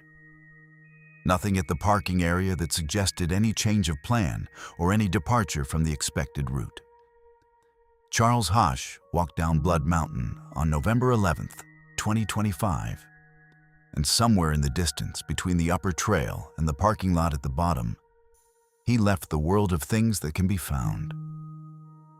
No search conducted since has been able to determine where. Now this is where the Georgia section of the AT connects to everything that came before, in a way that is worth stating explicitly. Blood Mountain is the first significant peak that a northbound through hiker encounters on the Appalachian Trail after leaving Springer Mountain, the trail's official southern terminus. It is the beginning of the long journey north for thousands of people every year who step onto the AT in Georgia and start walking. It is where the trail first demands something real, where the elevation first climbs high enough that weather becomes a genuine consideration, where the terrain first becomes technical enough that the difference between being prepared and being unprepared starts to matter. Every through hiker who has ever walked the AT from Georgia to Maine has climbed Blood Mountain. It is not the end of the trail. It is the first serious test. It is the gateway to everything that follows for more than 2,000 miles. Oddie Klein Powell died on Bluff Mountain in Virginia in 1890, and his memorial stone sits on the AT today, passed by every hiker who walks that section. Dennis Martin vanished from Spence Field in 1969. The largest search in Smoky Mountains history found nothing. Trenny Gibson disappeared from the trail near Clingman's Dome in 1976, her scent ending at a roadside where 8 cigarette butts were found. Polly Melton walked over a hill on Deep Creek Trail in 1981 and was never seen again, leaving her spaghetti sauce on the stove. Jason Knapp parked his car at a trailhead in South Carolina in 1998. His fingerprint still on the parking stub when the car was found 9 days later. Scott Lilly was murdered near the Priest in Virginia in 2011, and his gear was stripped from his body, which was partially buried. Chad Austin's remains were found in a creek at Panther Falls in 2020, a case treated as homicide from day one with no arrest. Jerry Largay survived 27 days 600 yards from the trail and was found in her tent in 2015, her journal running to August 18th. Jesse Hoover walked into the 100-mile wilderness in 1983, carrying beef jerky and $15, and her name was not written in a news article for 26 years. And on November 11th, 2025, Charles Hosh descended Blood Mountain in Georgia and did not reach the trailhead. The case remains open as of available reporting.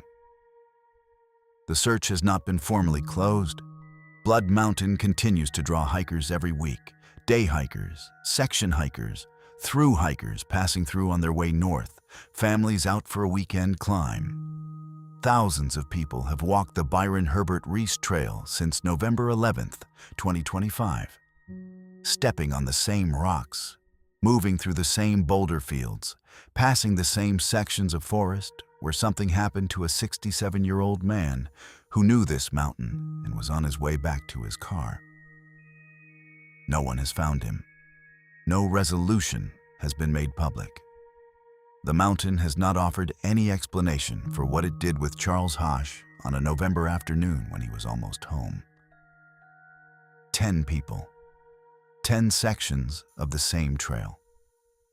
One story that runs from 1890 to 2025, from a one-room schoolhouse in Virginia to a parking lot in Georgia, from a 6-year-old in a red shirt to a 67-year-old on his way down a mountain. The trail connects all of it. It was there for every one of them. And in the end, the trail kept every one of them. The Appalachian Trail runs 2,198 miles from Georgia to Maine. Pull up a map. Start at Springer Mountain in Georgia, the southern terminus, where a bronze plaque is embedded in a rock at the summit, and every northbound through hiker touches it before they start walking. Follow the white blazes north through the Georgia mountains, up and over Blood Mountain, where Charles Hosch descended on November 11, 2025, and did not reach the bottom. Continue north through the Carolinas, through the Great Smoky Mountains, where the AT crosses the high ridgeline above Spence Field. Dennis Martin was last seen at 4:30 on a June afternoon in 1969, walking northwest into the tree line in his red shirt, planning a prank that was never finished. A few miles east along the same ridgeline, the trail passes near Klingman's Dome, where Trenny Gibson was last confirmed half a mile from her school bus in October 1976, and where tracking dogs followed her scent to a roadside and stopped. South of the AT, in the North Carolina section of the park, Deep Creek Trail winds along a shallow creek. The gravel path where Polly Melton crested a hill in front of her two friends in September 1981 and was never seen on the other side. The spaghetti sauce she had made for dinner was still in the airstream when her husband opened the door. The trail continues north through Virginia, where it climbs the Priest in Nelson County, the 4,063-foot mountain where Scott Lilly, trail name Stonewall, was last confirmed alive around July 31, 2011, before his body was found partially buried 2 miles away. A few miles south in Amherst County, Panther Falls sits in the same mountain corridor, where Chad Austin's silver car was found the morning of May 28, 2019, with Gunner locked safely inside and Chad gone, and where his remains were recovered from a creek in March 20, 20. Continue north through central Virginia, where the AT passes over Bluff Mountain, and where every hiker who walks that section passes a stone that reads, "This is the exact spot little Audie Klein Powell's body was found April 5, 1891, after straying from Tower Hill Schoolhouse November 9th, a distance of 7 miles. Age 4 years, 11 months. The stone sits on the trail. You step around it or you step over it, and you keep walking, because that is what the trail requires. North through Maryland, through Pennsylvania, through New Jersey, New York, Connecticut, Massachusetts, Vermont, New Hampshire, into Maine, the final state, the longest section relative to its difficulty, the place where the forest changes character and becomes something denser and more directional and harder to navigate. The place where Geraldine Largay, Inchworm, stepped off the trail on the morning of July 22, 2013, walked a short distance into the boreal forest to use the bathroom, and spent the next 27 days in a tent 600 yards from the white blazes, writing letters to her husband and daughter. The tent was zipped from the inside when she was found in October 20th, 15. Her journal ran to August 18th. South of where Jerry disappeared, the trail passes through the terrain of the 100-mile wilderness. The checkpoint where northbound hikers exiting the wilderness passed through saw no record of Jessie Albertine Hoover in May 1983. She was 53 years old. She had beef jerky and $15 and a National Geographic article, and a grief she was trying to outrun. She walked in on May the 20th and left nothing behind.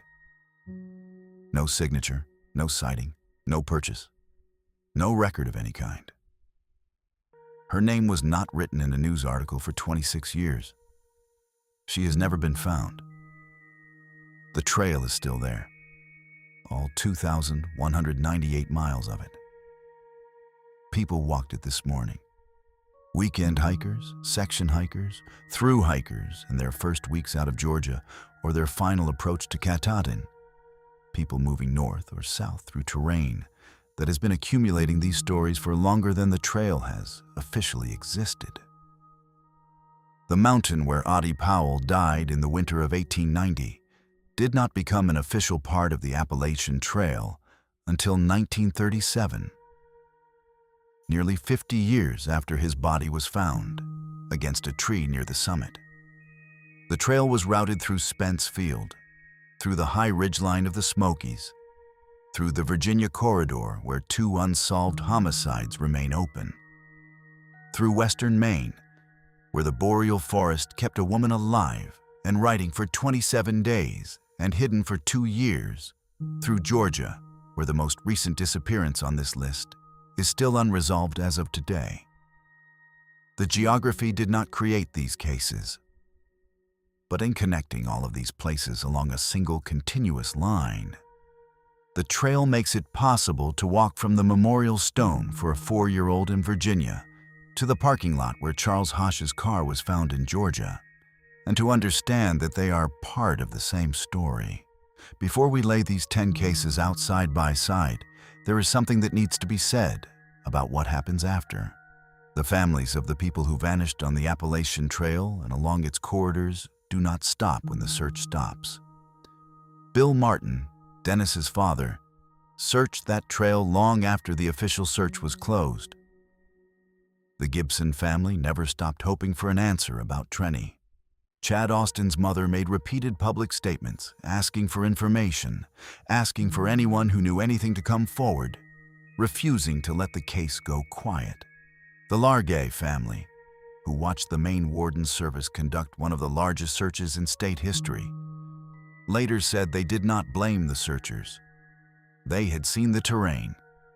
They understood how close and how invisible 600 yards could be. George Largay cooperated with investigators throughout everything that followed. Jessie Hoover's family gave accounts to a reporter more than 30 years after she disappeared, still trying to establish a record for a woman who had been almost entirely erased from it. The trail takes. The families stay. The cases stay open. In the files of the Maine Warden Service and the Virginia State Police and the Pickens County Sheriff's Office and the National Park Service and the FBI. Open cases accumulate paperwork and they wait for the break that resolves them. And sometimes that break comes, and sometimes it does not. And the families wait alongside the paperwork. Here is what these 10 cases share when you lay them out side by side across 135 years. None of them were reckless people making obviously foolish decisions, with the possible exception of Jessie Hoover. And even she was a person in extraordinary grief, trying to find a way through something enormous, doing the most she could with what she had. Dennis Martin was a 6-year-old playing a prank with his brother at a family campsite. Audie Klein Powell was a 4-year-old collecting firewood during a school recess. Trenny Gibson was a 16-year-old on a school field trip, a good student with no problems, last seen half a mile from the bus with 40 classmates nearby.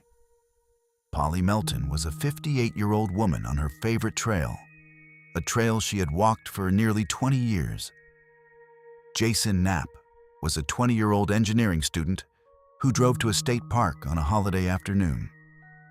Scott Lilly was a 30-year-old from Indiana walking a trail he loved through history that meant something personal to him. Chad Austin was a 30-year-old going to his favorite waterfall on a holiday with his dog. Jerry Largay was a 66-year-old completing a through hike she had spent years building toward, step by step. Charles Hosh was a 67-year-old descending a mountain he had climbed before. Normal people, normal days, familiar places. And then something changed in a window of seconds or minutes, and they were gone. The trail does not care who you are or how prepared you are or how well you know the terrain it runs through. It does not care whether you are 6 years old or 67, whether you are on your first hike or your 2,000th mile, whether the weather is holding clear or coming in fast from the west, whether you have a GPS device and a satellite phone or beef jerky and $15. It does not care whether the search dogs can find your scent and follow it all the way home, or lose it at the edge of a road and sit down and refuse to go further. The Appalachian Trail passes through 14 states and 135 years of documented disappearances on this list alone, and it has never once explained itself to anyone. Some of these 10 people were taken by someone. Scott Lilly and Chad Austin were killed. Their case is still open, their killers still unknown. Some were taken by the terrain and the exposure. Audie Powell on Bluff Mountain, Jerry Largay in the boreal forest of Maine, Jesse Hoover in the 100-mile wilderness. Some were taken by the gap between the systems that were supposed to find them and the reality of where they were. Jerry's texts going into a dead zone, Jesse's case going undocumented for 26 years. Some have never been explained at all. Dennis Martin, Trenny Gibson, Polly Melton, Jason Knapp, Charles Hosh. 5 open questions with no confirmed answers, stretching from 1969 to 2025. The children and the hikers and the grieving widow and the Civil War history buff and the zoo worker who loved his dog and the inchworm moving north through Maine. All of them stepped onto the same trail, and none of them came home.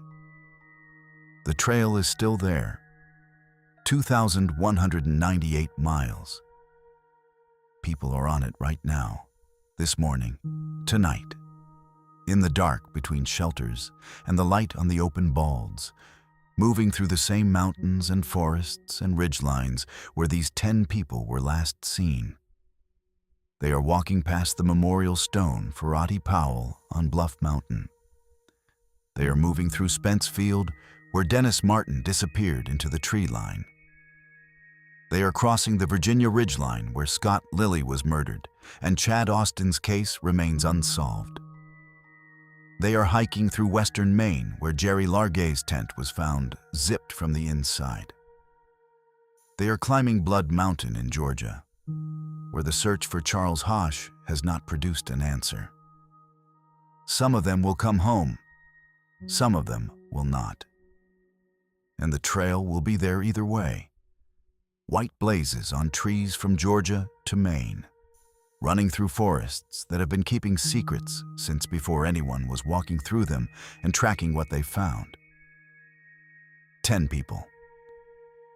The trail is 2,198 miles long and it is still running, and the people on it this morning do not know whose footsteps they are walking through. If this is the kind of story you want to go deeper on, subscribe. New cases every week. These 10 are not the only people the trail has taken. They are just the ones whose names we could confirm, whose cases had enough on record to reconstruct, whose stories had been written down somewhere by someone before they faded entirely. There are more. The trail is long and old, and the forest does not give back what it takes.